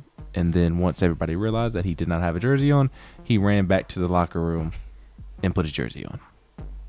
Now, that's embarrassing. He gets it for what? Not necessarily for getting his jersey, for getting to put on his jersey, because I understand how that happens. Because the players don't wear their jerseys and shorts during pregame warmups. They don't. They wear their shoot around stuff over like the cutoff workout tank top, whatever, the Under Armour, the Nike gear, and then they go back to the locker room after they go through warmups, and then they put everything on. I can understand how you forget to put your jersey on. You just assume that it's on underneath.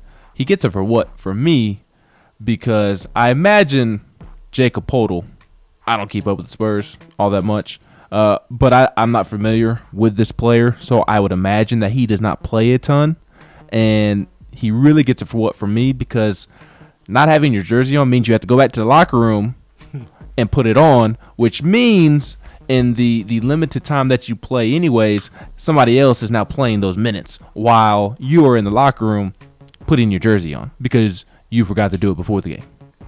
So this whole situation gets for what? Not the first time we've seen this, not the last time. But he will end up on Shaqtin' a Fool. No, he definitely will be. Great question here on the text box from Vol in Birmingham. Says, who in this current class do you think will play meaningful reps this season? Meaningful reps. Harrison Bailey. Meaningful reps. Will Albright, the long snapper. No, you ain't lying. No, you're not lying. His reps are very meaningful. Punt, field goal, very meaningful, and he's replacing someone who's done it for years and years and years, and we haven't had any problems. And Riley Loving good. So you are right, but I mean we can name a bunch of young men here, because when I think about freshman players getting on the field, the first place I think of is special teams, and I think about a Laneith Whitehead, who, yes, he's going to play running back. He can play linebacker. While he is working at his primary position, and he may be second, third, fourth on the depth chart, you can get playing time on special teams in year one. You can do that. I think about a Jalen Hyatt. And when everyone is thinking about meaningful reps and, game breaking plays, we automatically go to offensive defense. But I'm going to challenge you a little bit and think about other ways that someone can impact the game. Take Jalen Hyatt for an example. who is a legit 4-2-40 guy, and put him as a gunner on punt team. I don't care if he can't hit. Just get there and hold on for dear life until everybody else shows up. Not even that. Just run down the field and force a fair catch. That's all you got to do. That's all you got to do. You just run down as fast as you can and force that fair catch. If you did that 90% of the times, think about the field position that Tennessee's defense will get. Mm-hmm. Just think about that. And then you put a receiver as a gunner who has really good ball skills. He has the speed. And when it's time to pin the other team, think about him jumping and reaching for that ball to keep it out of the end zone. He's going to have probably a better chance of doing that than anybody else because the receiver should have the best hands on the team. So just think about his impact just in that phase of the football game. Just being a gunner. Just running down and forcing a fair catch. Don't have to worry about a Florida, player returning a punt on us. You don't have to worry about Alabama, who's had some of the best punt returners and kick returners in the last couple of years. You don't have to worry about it if you force a fair catch. That's a huge deal. Huge deal. You look at a Denico Slaughter as he's working to get reps at safety or nickel or whatever. You put that boy on special teams, you have something. T. Hodge, special teams guy, as he's fighting for running back reps. And of course, if Harrison Bailey does his thing, gets in here and pushes JG and gets the opportunity to play as a freshman, start as a freshman, then we know he's going to have some meaningful reps as well. It's just I can see so many guys either on offense or defense, getting in there and have an opportunity to make a play. But I see most of these guys have an opportunity to have their most meaningful reps on special teams. When you start to build depth, and that's something that Justin mentioned him in the text box when he said, "Man, Swain, my mind is blown with this new concept of depth." Novel concept. You got a little bit of depth. You don't have to put all your first team guys on special teams, but you still want to put some of your first team guys on special teams. You just don't have to. You don't have to. So, Savage Vol, where does Martavius French factor? Is he not an inside linebacker?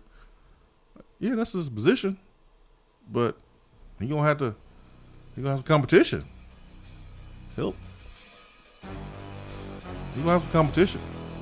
Like he's gonna have a couple guys in front of him that's been here longer, and he's gonna have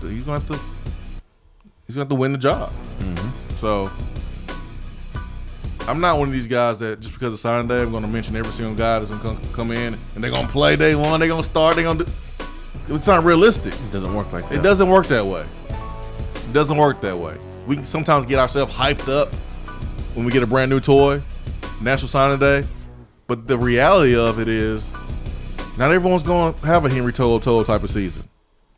Not everybody will, but they can impact on special teams.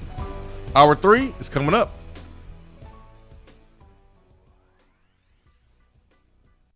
While the other guys are taking guesses, the Swain event is taking you behind the scenes and in the huddle every morning from 7 till 10 right here.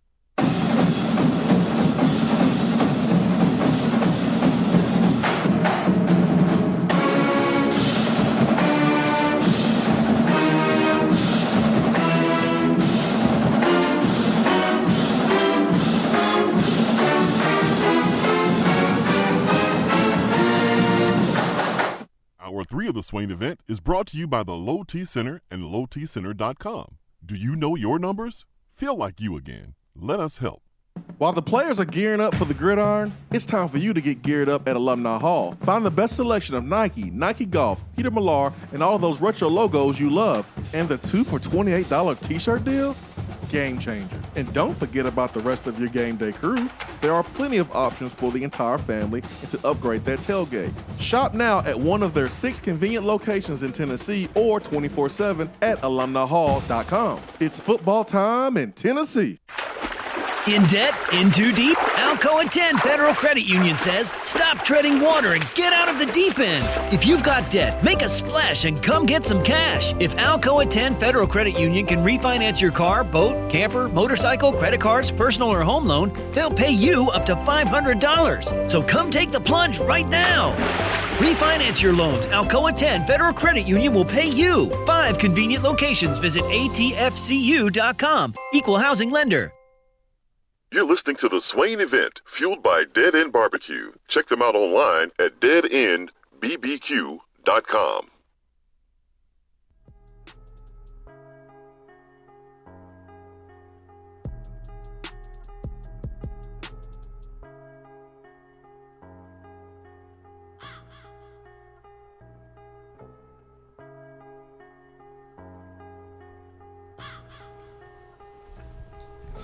Eight 255-03 B Drive Waterproofing Hotline. Ben McKee, Jason Swain. We will talk to Austin Price, 9:15. Pretty important interview with Austin Price coming up. Wouldn't you say, Ben? Yes, I would. I would concur. Tomorrow's National Signing Day, but it's just not about tomorrow Doesn't even because feel like it. No, it doesn't. It doesn't. But it's just not about tomorrow because you're starting to see if you follow 247, if you follow Rivals, there's juniors already hitting campuses all across the country, and coaches are developing that relationship with juniors who will be seniors after the school year is up. And with signing day for the 2021 class is really just 10 months away when you think about it. Mm-hmm. So you got 10 months to develop a relationship. Well, relationships should already be developed, but now you're continuing to develop them. You're getting them on campus. You are really starting to pitch them on Tennessee, and the guys that you are on the fringe about, getting them on campus, evaluating them, and determining whether you want to offer them or not. You got 10 months to develop a strong relationship. Let me say that. I know folks that have gotten married after knowing someone for 2 months. 2 months, and they over here saying I do.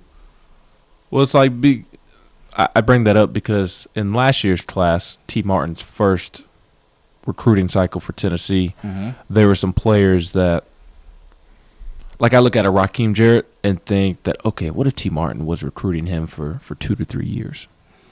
I don't think it would have mattered with him. I'm picking up what you're putting down. But I don't think it would have mattered.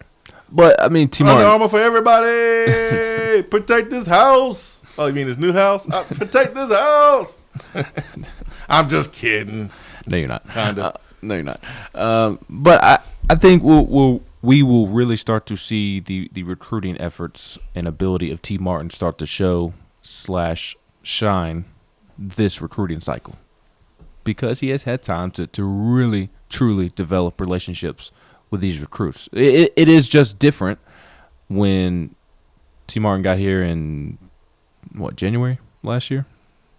February? I think it was January or February. He's been here for a year now, and he had 10 to 11 months leading up to signing day. That's different than 20 months working on a kid, 16 months working on a kid.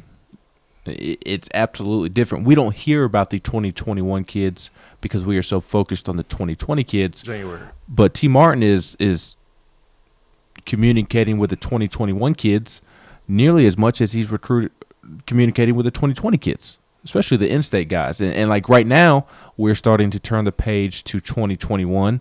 The coaching staff and T. Martin, they're already communicating with the 2022 guys.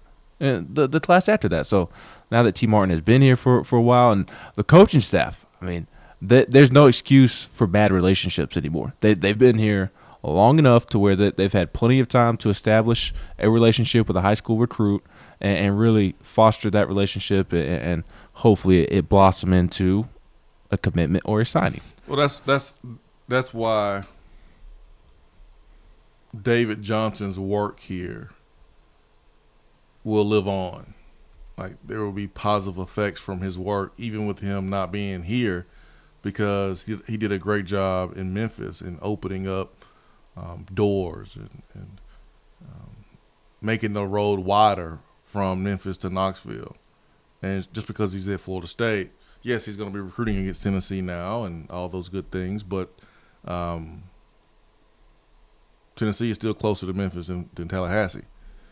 And it's still in the SEC, and Tallahassee's not. And so there's going to be players that will prefer Tennessee over Florida State, even though, DJ is going to probably go back to Memphis for Mike Norvell, and Norvell came from Memphis. So please believe they're going to be in Memphis. But David Johnson made it better.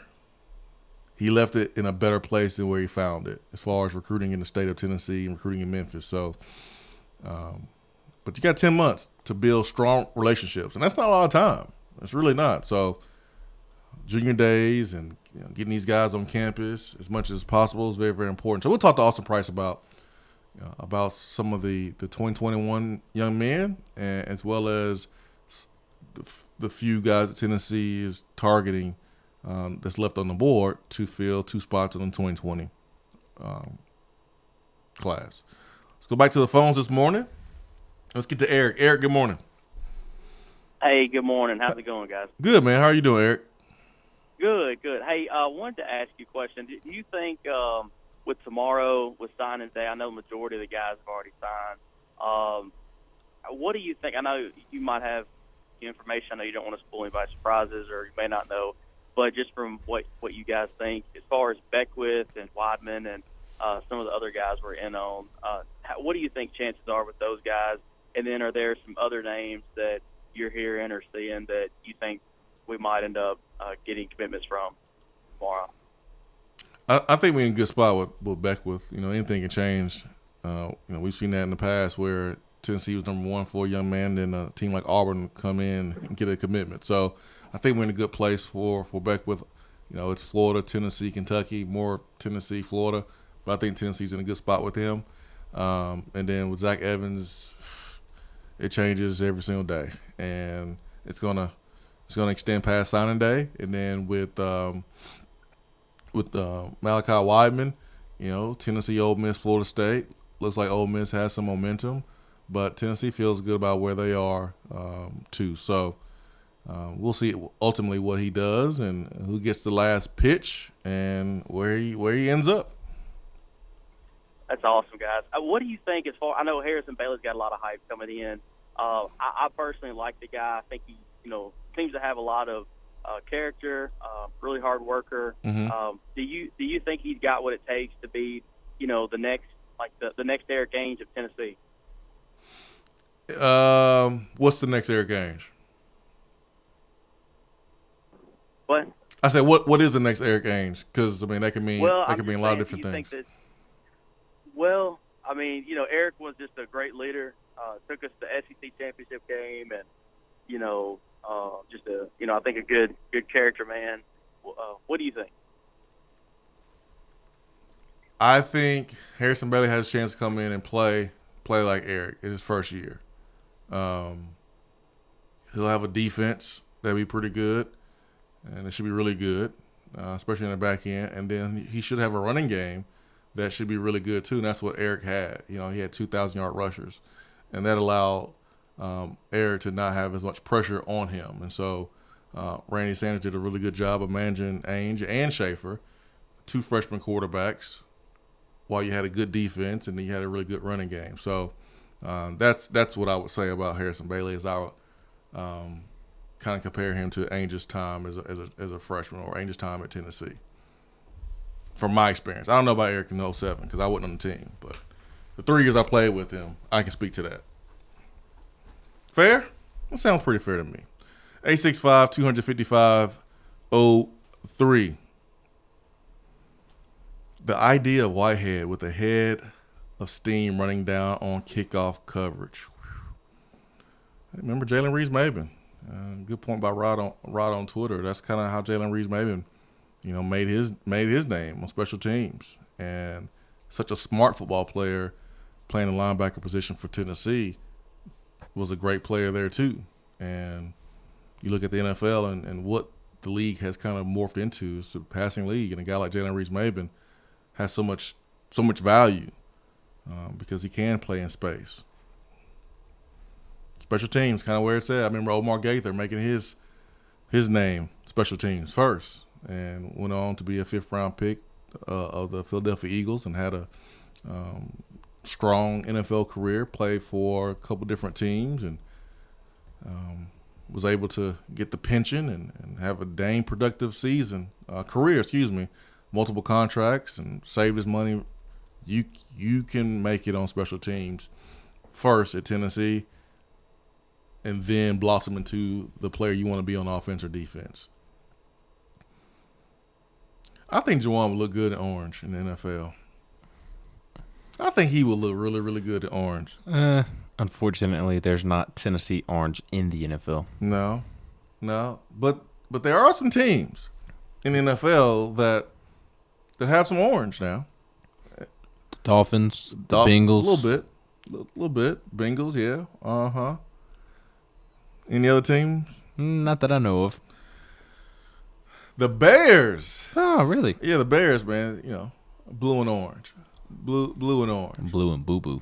Blue and orange. And according to Matt Miller, man, he does this every single year, man. He puts out his draft predictions and mock draft. I don't ever take anyone's mock draft that serious in 7 rounds. I mean, come on, that's a lot of picks. But, first round mock is usually what I like to look at. But Matt Miller has Jawan Jennings and Darrell Taylor getting drafted. Darrell Taylor he has going in the 3rd round, and Jawan Jennings he has going in the 4th round, and he has Jawan Jennings going to the Bears in the 4th round. I like that. That made me happy. It does not make me happy. Why? Because I don't want the Bears wasting Jawan Jennings' career. Would you rather him play for the Ravens or the Bengals? Yeah, because or the Browns. Yeah. So you want to root against him in the division? I'm talking about Jawan Jennings personally. I don't want the Chicago Bears to kill his career with Mitchell Trubisky. I would much rather see him at the Bengals with Joe Burrow, at the Browns with Baker Mayfield. At the Browns? Baker Mayfield or Mitchell Trubisky. Throwing him the football. The Browns, Ben? I think Baker Mayfield with the Browns? Yes. Because there's a new regime in Cleveland. I don't know if it's going to result in wins. Every other year, Baker Mayfield admitted to talking too much and doing too much this past season. So I do believe that we're going to see a different Baker Mayfield from a maturity standpoint, from a leadership standpoint. But mainly, it's not Mitchell Trubisky throwing him the football. I'm not talking about team success here. Individual success. Jawan is more likely to have success playing next to Jarvis Landry and Odell Beckham Jr. and Baker Mayfield throwing him the ball than playing next to Mitchell Trubisky and Mitchell Trubisky throwing him the football. Jawan ain't getting the ball in Cleveland. Why? He ain't getting the ball in Chicago either. Trubisky can't throw the ball more than 10 yards downfield. Jawan's gonna be a slot receiver, anyways. Listen, and Lamar Jackson is a much better quarterback throwing the football than Mitchell Trubisky. So, yes, I'd rather see Jawan on those 3 teams than the Bears for Jawan personally, because I think he would have more success at those places than with Mitchell Trubisky as his quarterback. Now, if the Bears had Patrick Mahomes or Deshaun Watson, then yes, I think it'd be a great pickup for the Bears. But they're stuck with Mitchell Trubisky, and that's not an option. You're totally missing the point. And I'm glad you are, because this is good. Jawan needs a place to where he can grow as a football player, as a professional. The last place he needs to be, Ben, is damn Cleveland, all right? That's the last place he needs to be right now. It's Cleveland. My only point on Cleveland is that Baker Mayfield throwing the ball to Juwan is better than Mitchell Trubisky throwing But you're the football acting to like him. Juwan's going to go in and be like number 1, number 2 receiver. No. Day one. Like, that's not happening. No. Juwan's going to have to make his spot, earn his spot on special teams as a 4th-round draft pick. That's kind of what happens. When you are a 1st-round wide receiver or beginning of a 2nd-round wide receiver, unless you are like a kick returner or punt returner in college really good, other than that, you don't really have to play special teams as a 1st-round wide receiver. So Juwan's going to have to play special teams, okay? When you think about Juwan's game and you think about the Bears, their identity is defense, is toughness. Bro, that's Juwan all day long offensively, blocking his butt off. And yeah, he's not going to be running deep passes anyways. This is NFL, man. He didn't run deep passes in college. Mitchell Trubisky is his quarterback with the Bears. That is not good for any young wide receiver, no matter what round they're drafted in, no matter if they're even undrafted. That will slow his progression as a football player, in my opinion. So I would like to see him end up elsewhere. This isn't me picking at you, truly. Him being with Mitchell Trubisky is not good for the start of his career for him to develop as an NFL wide receiver, in my opinion. I think it'll set him back. I mean, honestly, when you can be, and I'll use Preston Williams as an example. Remember Preston Williams now? Preston Williams was in a perfect situation to blossom and to burst on the scene, being an undrafted rookie and playing with a young quarterback, because that quarterback threw him the ball every single time. Joe ain't getting no balls in Cleveland. But I understand. It's Mitchell Trubisky. I get it. What about when Odell gets traded? It might happen. But like you said, he's not going to be the number 1 or number 2 wide receiver anyways. I think being the number 3 or number 4 behind Jarvis Landry and Odell Beckham Jr. is advantageous for a young wide receiver. Yeah, learn how to conduct yourself like Baker. Not that point. Not that part. I'm talking about from a pure football perspective. Baker said he's going to do this, so you just believe him. Oh. I didn't say I believed him. We got to talk to Austin Price, man. Austin Price is waiting on us. We can't be late. We're already late. Swain event. Be right back.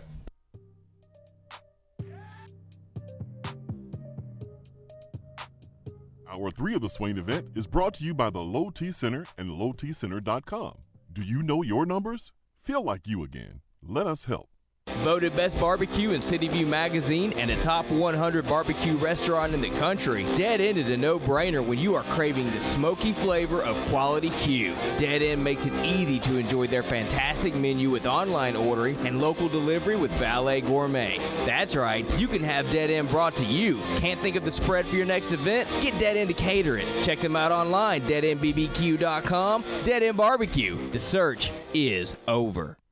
Due to a special purchase, Beatty Chevrolet has over 100 pre-owned crossovers and SUVs at tremendous savings during the $1 Million Markdown event. 100 crossovers and SUVs from Chevrolet, Ford, Nissan, Volkswagen, Toyota, Honda, Mazda, and more. All makes and models starting at $89.95. And we'll buy your vehicle on the spot. Plus, get the Beatty warranty for life during the $1 Million Markdown. Only at Beatty Chevrolet in Knoxville or shop BeattyChevrolet.com. Sale prices plus tax, title, and license. Do you want a custom-themed tumbler or bottle to show off your team spirit every day of the week? Then look no further than Game Time Sidekicks. All of their bottles and tumblers are double-walled, vacuum-insulated stainless steel, and their quality is second to none in the tumbler market. New this year are their stemless 12-ounce tumblers, perfect for repping your team while enjoying your favorite wine. They also have new 3-in-1 jackets to use as a koozie for a can or bottle, or you can pop a lid on it and use it as a 12-ounce tumbler or coffee cup. Be sure to check out everything Game Time Sidekicks has to offer at GameTimeSidekicks.com. Game Time Sidekicks, helping fans show your colors and carry your team with unique gear you will actually use.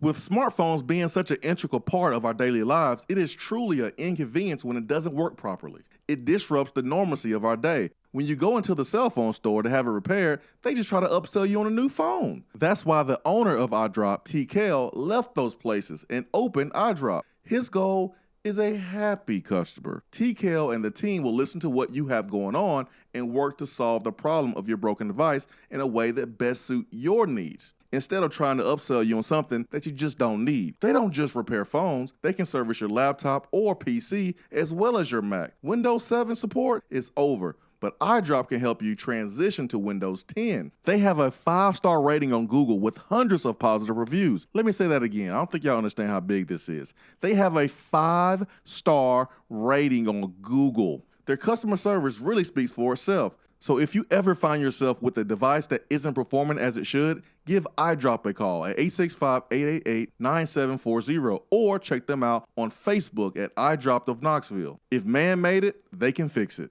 For a replay of each day's Swain Event TV, like us on Facebook.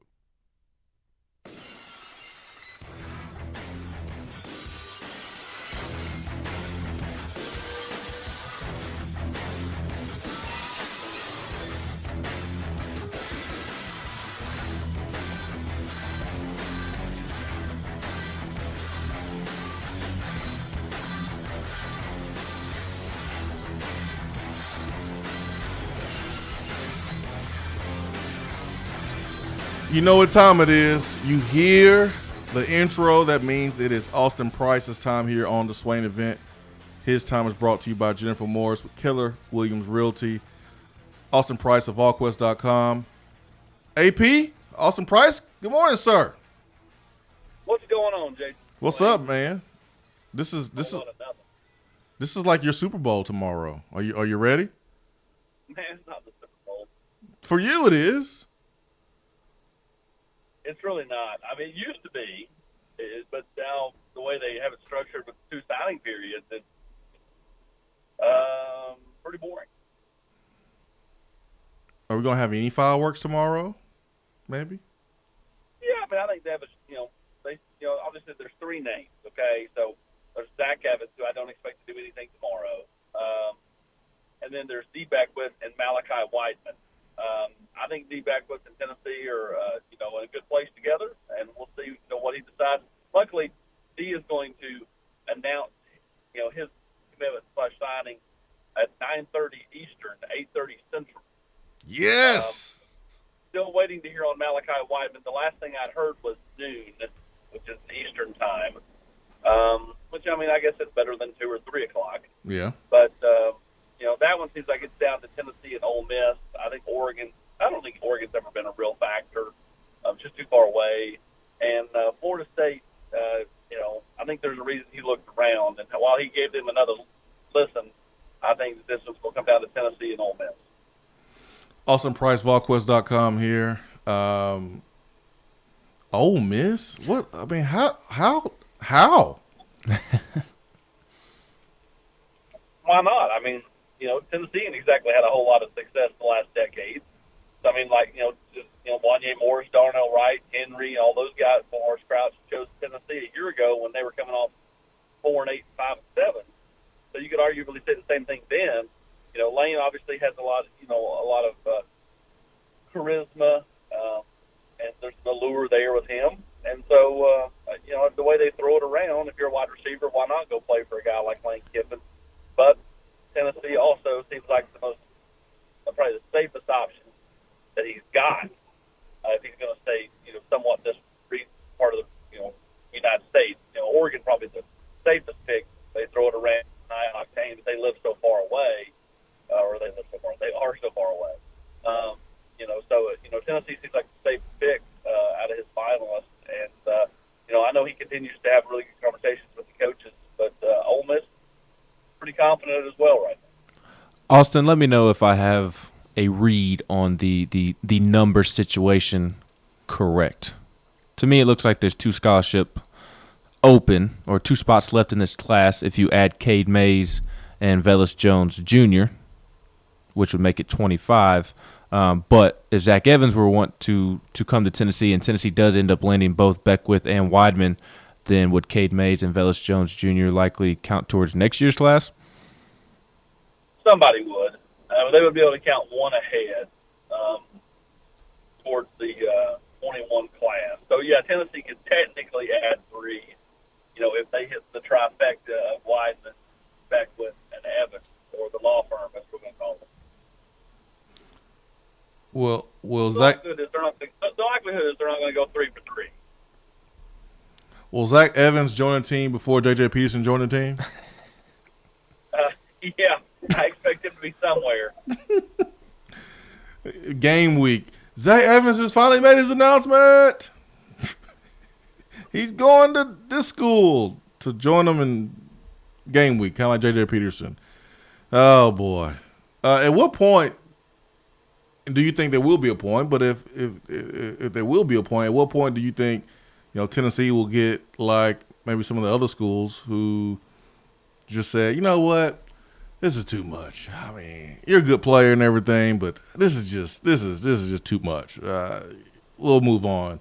Do you think Tennessee will get to that point? And if you do, what point do you think that will be? Well, I don't think they will.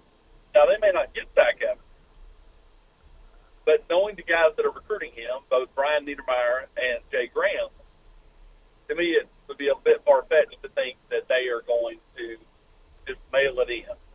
Those guys are kind of persistent kind of guys. They know how to grind, and it just makes sense is that they would stick through this thing until he lands someone, whether that's here or somewhere else. Jay Graham is now the running backs coach. That is official. And so what effect does Jay Graham being at Tennessee have on Zach Evans and his announcement? Does that give Tennessee a better chance? Where is that relationship, and how can that help Tennessee? Well, it sure doesn't hurt. And, Zach is a guy that, has known Jay for a long time. And I think he's pretty comfortable with Jay because Jay's a really laid-back kind of guy that, doesn't push the football, just kind of pushes the relationship. And while Texas A&M, it seemed to be the team that was kind of, made the most sense, but they just couldn't get any traction there. I'm told by people around Zach that that's not because of Jay. It's just because they don't view Texas A&M as the best fit for him. But they really like Jay. And I know the kid has reached out to Jay in recent days. And, again, I think that only helps Tennessee. It's by no means is a clincher, but it does, I think, at least put them on more stable footing in the minds of Zach Evans. So that is noteworthy that Zach Evans reached out to Jay, because at some points it felt like that Tennessee was, kind of pursuing him and chasing him, and he just really didn't kind of reciprocate some of the interest. So you're saying that Zach Evans reached out to Jay to initiate a conversation. That's correct. Austin, Joe Ossovet is now the tight ends coach, and it looks like Brian Niedermeyer is moving to inside linebacker, according to the one and only Austin Priceless on Twitter. I don't know if you know him or not. I'm curious to know if there's an update with Chris Rump, Tracy Rocker, Chris Winkie. The contract for Winkie and Rocker, the last day of that contract was on Friday. Is there anything new with that situation? Chris Winkie has had a new contract in front of him for about a month and a half. He could have easily signed it, and we just don't know about it yet. As far as Rocker, I have not heard. I know he is continuing to put work in. He was there for Junior Day over the weekend, and as far as I know, he is still an on-the-field coach at Tennessee. Austin Price, VolQuest.com here. As Tennessee is trying to wrap up and put a bow on the 2020 class, you got to get ready for the 2021 class, and we're a couple months away from early signing day. And so we were talking about this earlier. You got 10 months to develop strong relationships to solidify your 2021 class. So just starting off, in-state wise, who are some of the major targets for Tennessee in the 2021 class? Well, in the state of Tennessee, we'll start with Dietrich Pennington, big defensive lineman out of Evangelical Christian out in Memphis. He's highly coveted in the mid-state. There are players like Andre Turnstine that I think Tennessee really covets, along with a guy like William Griffin, big offensive lineman out of Pearl Cones. There's tight end Hudson Wolf, who's kind of like in between Nashville and Memphis. The Knoxville area really doesn't have anybody in this 21 class. Now, there is Javin Burke down in the Bradley Central area. He's got a teammate, Trey Curry. They both have offers. Tennessee really likes Burke as an athlete to play on either side of the ball. There's Nashville probably a little more prominent in this 21 class. Junior Colson out of Ravenwood than they were in 20. And Memphis not nearly as prominent in the 21 class as they were in 20. So it kind of flips a little bit this year, and then it goes back to Memphis for the class of 2022. Austin, Tennessee picked up a commitment over the weekend from Darrell Jackson, an edge rusher. What does he bring to the table? A lot of raw ability. This one kind of come out of left field. This is honestly, I know the kid just committed, and it's 9 months for signing day or 10 months for signing day, but this one just feels like one that probably won't end up getting to the finish line. One of these out of left field commitments. He's really not been a whole lot of places. Tennessee offered him. He committed on the spot. Now, some of those hold true. Javonte Spraggins held true in this past class, but, they're just few and far between. So if he continues to, get traction out there and, Florida schools come after him, it'll be harder and harder to hold on to a guy like Darrell Jackson. Austin, Georgia, according to reports, spent $3.7 million on recruiting. That increased by more than $250,000 or so last year. What do you spend $3.7 million on, Austin, in recruiting? How does the bill get up that much?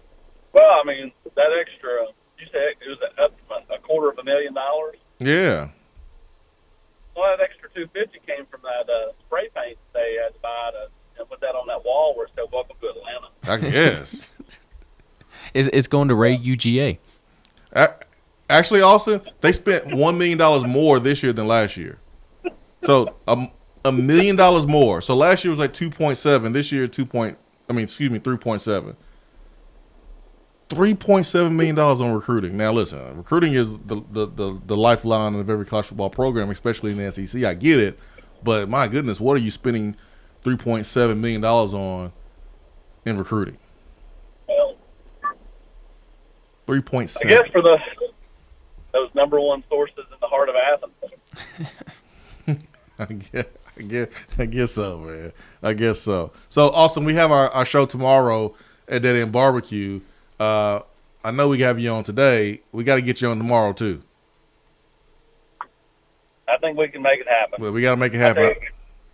I tell you what, I'll try as soon as I drop my kid off at school to come out there for about 45 minutes. I've got somebody coming to my house to do some work tomorrow around 9, but I will try to come out in the 8 o'clock hour. Okay. All right. Just for you. Are they open that early? Yeah, man. Tomorrow they are. Are you gonna have me sitting outside? No, man. No, we're open, buddy. We're gonna have a packed house. We're open, man. We got breakfast for you, so don't worry about breakfast. Well, if you get there at 8, I don't know if there's going to be any more left. So you might want to have some cereal that's before you come. Inexcusable. Hey, man. First come, first serve, man. Breakfast, the breakfast is good. It's good, man. It's a barbecue breakfast, so it may be some there, it may not be some there by the time you get here. Who knows? Maybe. So we got to have you on tomorrow, whether it's in person or over the phone. We know anything can happen, but definitely on the show somehow in some capacity tomorrow, because tomorrow's a big day. I know most of the guys are signed. They've already committed, cool, whatever, but you can really put a bow in this class. Maybe Landon Beckwith or Weidman, and we're gonna wait to probably September to get Zach Evans. So, but at least we'll know about 2 of them. Amen. Austin, is wherever you have lived the longest where you are from? I think wherever you're from is wherever you want it to be, as long as you've lived there. I don't think you can say, I'm from New York and I've never lived there. but my hometown was Rogersville when I was a kid, and I moved to Morristown when I was 10 and lived there until I was 20, and I've lived in Knoxville ever since. So, but if you said, "Hey, what's your hometown?" I would still say Rogersville. I'm very proud of the people up there. So, it's wherever you want it to be, as long as you've lived there for any substantial amount of time. I completely agree with you. You made Ben feel good because Ben is denying that he's from Alabama. I'm not from Alabama. I'm from Tennessee. I've lived in Tennessee the longest. I was born in Knoxville, and my entire family is from the state of Tennessee. There you go. Jason, are you from Alabama? I guess. I lived in Tennessee longer, but yeah, I guess I'm from Alabama. But have you lived in Tennessee longer, though? Yeah, man.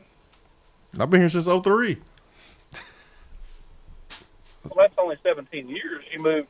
What year did you move? I wasn't in Alabama for 18 years. I was in Chicago for a little bit of that time too. Oh, okay. Well, there you go. Yeah. So I've actually been in Knoxville longer than Huntsville. Now you're from Knoxville.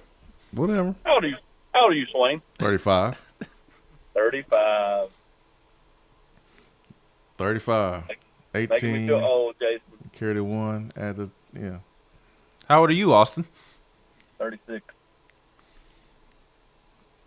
Getting old, man. You get that time stamp on you when you get those kids. Stop, Austin. You are making people who are older than us upset. They don't want to hear that.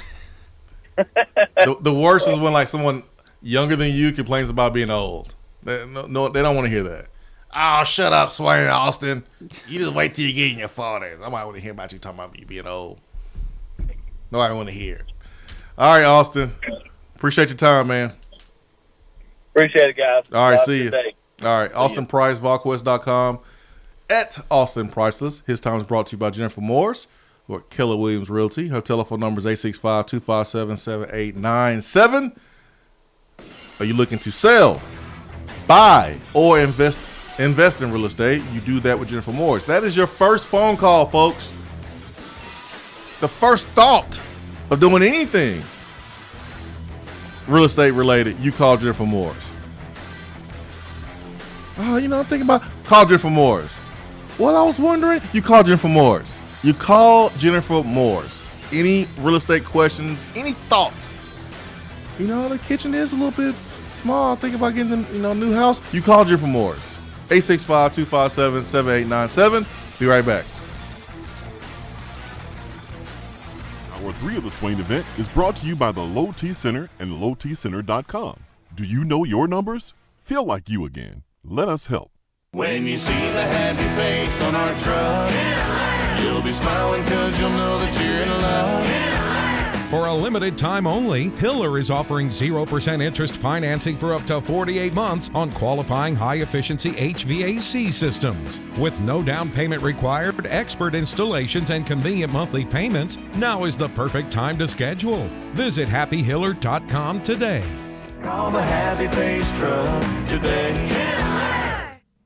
You're driving home, flashing blue lights in your rearview mirror. The next thing you know, you're being arrested for DUI. Be responsible, but remember, just because you're arrested doesn't mean you're guilty. Call DUI and criminal defense attorney Marcos Garza. Put this number in your phone right now, 865-540-8300, because you never know when you or a friend will need it. Don't say guilty, say Garza. 865-540-8300 and GarzaLaw.com.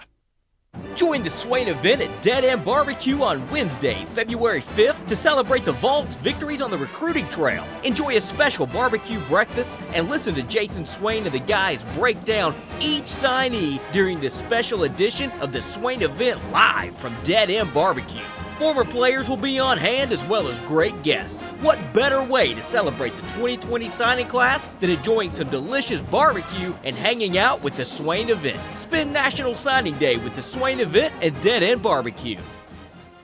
Fellas, I have a very important question to start the new year. Have you noticed a lack of energy, motivation, and drive? It could be from low T, or it could be from something else, like sleep apnea, or even low thyroid. Start your new year healthier with a quick and easy health assessment at Low T Center. They treat more than just low T, including sleep apnea, low thyroid, and more. It's covered by most health insurers. If you've been feeling tired, grumpy, have weight gain, or loss of muscle, call 865-392-1388 or go to lowtcenter.com. Low T Center, reinventing men's healthcare.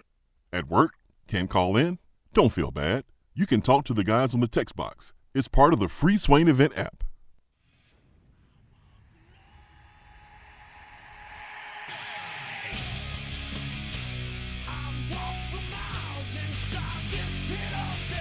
Eight 865-255-03. That is the telephone number here on the Swain event. Thank you for listening. Thank you for calling in, and appreciate Austin Bryce's time here on the show. Let's get to Turkey Man on line one. Turkey Man, good morning. Good morning, individuals. Good morning, individual. Good morning.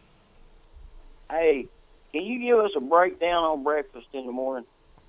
What's for folks that don't know what a barbecue breakfast is like? Share with the good people what breakfast is like at Dead End. If I remember correctly, the last 2 years I didn't get a chance to really get any because I was doing the show, and plus I don't eat breakfast. But I do remember barbecue casserole. It was good. Yeah, you remember that? I remember that. I do remember it being some grits, some biscuits. I do remember that, but I do remember the barbecue breakfast casserole. I think the main thing you need to know is that it's free. And it's good. And it's good. The most important thing is that it's good. Because everything that's free doesn't mean it's good. I don't know. Average free food is better than $20 worth of great food. Okay. I understand that from your point of view. Yep. But the most important thing is that it's good. Yes. It's good. But in this case, we get both. Free and great food. Yeah, free and good food. So you get that. Barbecue bologna is to die for. Oh, yeah. Just ask Chris Lowe. Yeah, smoked barbecue bologna, and they're going to do smoked sausage. Mm-hmm. Yep. And then they have the orange juice. And it's good. Oh, I tell you what, that breakfast is some kind of good. I mean, it's a shame that you can't go over on a Saturday morning and get breakfast like that. Like a brunch. Oh yeah, I'm telling you, it closed down some of these breakfast houses. So you saying that Dead End needs to do brunch on Saturdays? Is that what you're proposing? I'm saying that's what they need to have. I mean, they need to have that because I'm telling you what, it is some kind of good. You talking about change the subject a little bit. I'm going to get out of here in a minute because I get in trouble if I stay too long. But he's talking about Ben's hometown, Disson's hometown. I'm going to settle this thing. You sell it, Turkey Man. I'm going to settle this thing right here. If you were playing a all-star game right out of high school, and you was going to give credit to your hometown, and they was introducing you as the center fielder for the all-star team right out of high school, what would you be giving props to, Ben? Well, my hometown to me is where I was born, and that's Knoxville, Tennessee. So you'd be giving Knoxville, Tennessee props for coaching you and giving you an opportunity to be what you can be on that all-star team. I was at Buckhorn High School. But I don't really have a hometown, though, because I moved around so much. So to me, my hometown has always been where I was born because I lived in so many different places. I never got to live and grow in one town. So to me, I always considered my hometown where I was born, and that's Knoxville, Tennessee. Yeah, I was thinking you're gonna give credit to your school you come from. You're probably giving it to your high school, and that'd be where you got your start as adulthood. Coming out of high school. But anyhow, I'm glad you made it back to Tennessee. Me too. Yeah, and you can be one of them transplants that can mean something. Let's see you guys. See you. Get out of here before planes start flying. No. I hate them planes flying around. You know, I mean, it made me have to look up. I get a crick in my neck when I look up. Are we gonna see you tomorrow? I'm planning on being there. Awesome. Can't wait to hug your neck. Sounds good. Okay. So my 3 destinations, I spent the least amount of time in Chicago. So I'm not gonna tell anybody I'm from Chicago. I had some Chicago tendencies. What are those? You want to find out? No, because I know them. Yeah, I got some Chicago tendencies. I do have part of my family that's from there, and I have some of their characteristics in some areas. I do have a ton of family on my dad's side in South Alabama, Talladega, Sylacauga, and all down there. Yeah.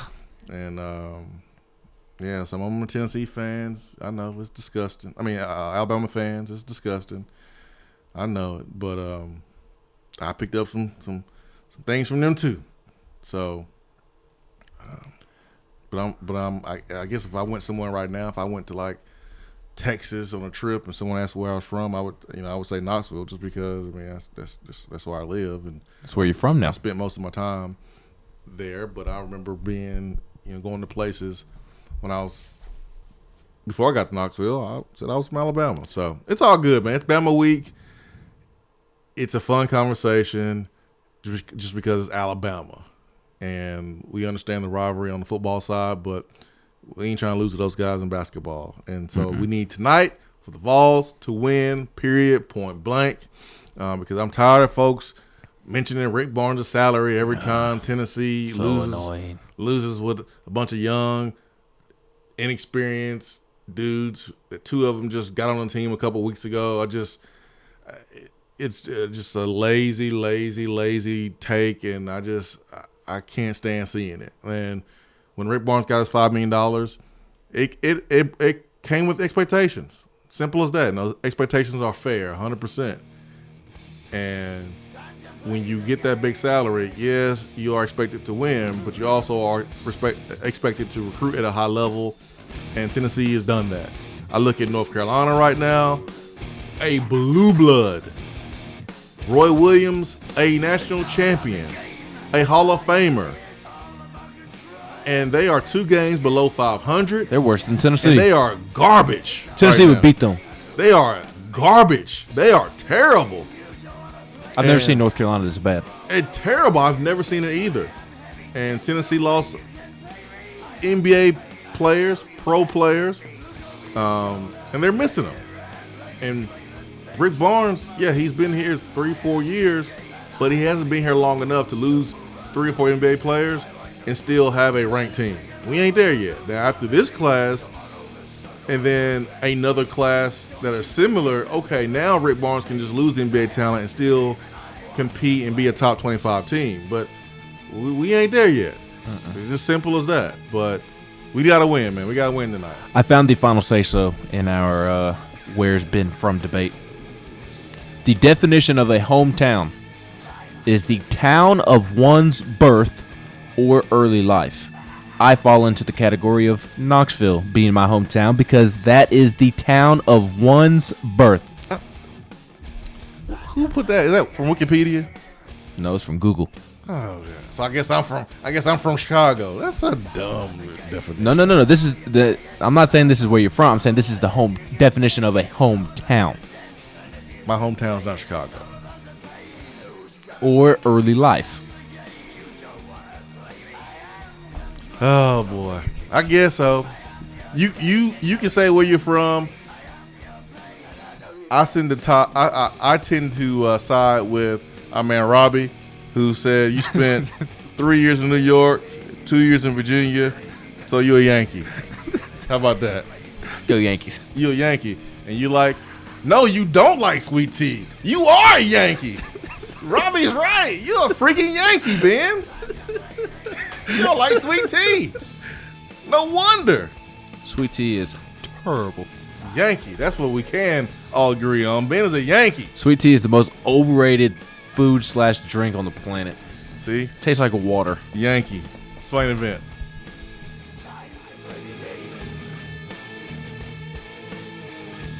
Hour 3 of the Swain event is brought to you by the Low T Center and lowtcenter.com. Do you know your numbers? Feel like you again. Let us help. If you're coming to Knoxville and need a place to stay, do yourself a favor and book a room at Hampton Inn Paper Mill, also known as the Hampton on the Hill. This award-winning property is literally in the top 5% of all Hampton Inn properties. The GM, Stephen Lawrence, is a good old local boy who grew up in the business around Knoxville. He and his staff are always available, always willing to help, and will go above and beyond for their guests. The newest Hampton Inn in Knoxville has clean, affordable rooms, flat screens, fridges, and microwaves in every room. Plus, breakfast is included in every rate. Not to mention, there's also a pool and fitness center on site. If it wasn't so close to amazing restaurants, bars, and shopping, you would never want to leave. At only 6 miles from campus, you're still right in where the big orange action is. Go to HamptonInn.com, search Knoxville, and book your room at the Hampton Inn Paper Mill or call 865-693-5400.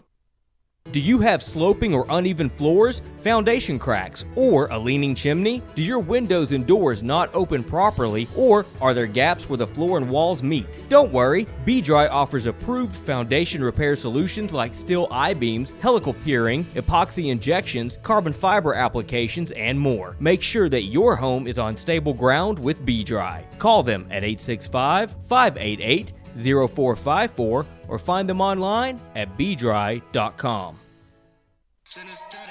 Knoxville. It's your boy, Big Will, from Old Ben Franklin Motors, Alcoa, Tennessee, 911 Louisville Road. Yes, it's the holiday season again. Uncle Sam season, y'all. Income tax time. It's the holiday. So bring your last check stub or your W-2 to 911 Louisville Road, Alcoa, Tennessee, Old Ben Franklin Motors. Come see Big Will. And we're going to give you a free vacation if you buy a car. Bring your W-2 or your last check stub. Like I said, the 911 Louisville Road, Alcoa, Tennessee, Old Ben Franklin Motors. Ask for Big Wheel. Good credit, bad credit, slow credit. Guess what? You know we're going to get you approved. Call me now, 865-980-8216. Good credit, bad credit, slow credit. Set up your appointment and we will get you approved. Turn down for what? For a replay of each day's Swain Event TV, like us on Facebook.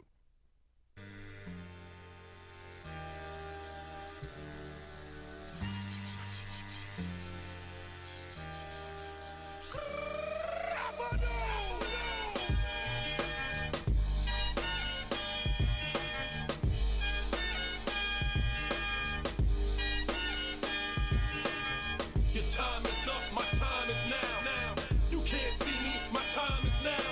It's the franchise where I'm shining now. Hour 3 powered by Low T Center and lowtcenter.com. Tennessee, Bama tonight. Come on, Ben, you hype? I don't give a damn about the whole state of Alabama. Are you hype about the game? Yes, no, I'm not. Because I think Tennessee is going to lose. It has tempered my excitement. I'm nervous. I'm worried. That's what I am. I'm afraid of the outcome. I'm nervous. I'm scared. We just don't know what we're going to get. Let me hit up the text box this morning. Adam wants to know how early can you arrive? I'm going to be there in between 5:45, 5:30, somewhere around there. That's just me. One year I pulled up in the parking lot, and Andy was already there. Yeah, it depends on who you are asking. There's Andy early, there's Swain early, there's normal people early, and then there's the start of the show. You think Andy's going to be the first person there? Yes. Yeah, that was a couple years ago. Andy was the first person there. Wasn't that last year? No, he got beat last year, didn't he? Yeah, he got beat last year. Year before last, he was there first. 'Cause I remember he brought his boo with him at the time. I ain't gonna call you out, Andy. I remember. He brought his auntie last year. He brought his auntie last year, but the year before he brought his boo. This year he said he's coming by himself. He said he's leaving family at the house. I don't know what he's doing this year. Got some things to take care of. Stop. Chip Payne wants to know Turkey Man drunk this morning. No, Turkey Man, man. John Boy says Georgia's spending $3.7 million on recruiting because they know coach ain't gonna do it. Hey, man. Yeah, you asked Austin what all they're purchasing with that money. You know what they are purchasing? Those Ford Raptors. $3.7 million is on the books being reported.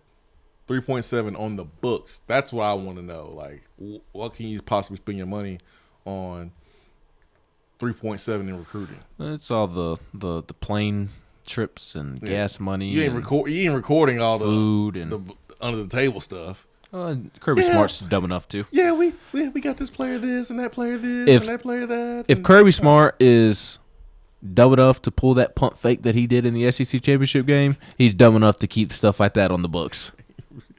You're probably right. I'm telling you, man, it's actually Kirby Smart is doing a disservice to the word smart for his last name being smart, because his name should be Kirby Dumb Blank. Careful, because you was defending him as like one of the best coaches ever early in the season. Oh no! See, now you're exaggerating. No. You're exaggerating. You thought Kirby was the man earlier in the season. Mm-hmm. I thought he was doing a good job at Georgia, and by Georgia standards, a school that never wins a championship and is overhyped and doesn't live up to expectations, he's doing a great job. He's won championship game appearance and maybe an SEC championship. You were trying to make it seem like Kirby Smart was a terrible head coach, and all my point was, well, he's won an SEC championship and was a Tua Tagovailoa 2nd and 26 away from winning a national championship, and the outlook on him being completely different. That was my only point. This is going to sound crazy because he played for a national championship. But you think he's terrible? No. He's done less with more. Yeah. He should have won that national championship. That Georgia team that year with Sony Michel and Nick Chubb and who's your old boy with the Bears? Roquan Smith? Mm-hmm. Less than Jake more. Fromm a freshman that year? Yep. That was Jake Fromm's best year, too. He's done less with more. He has. Yep, less with more. And that's one thing we can all agree on.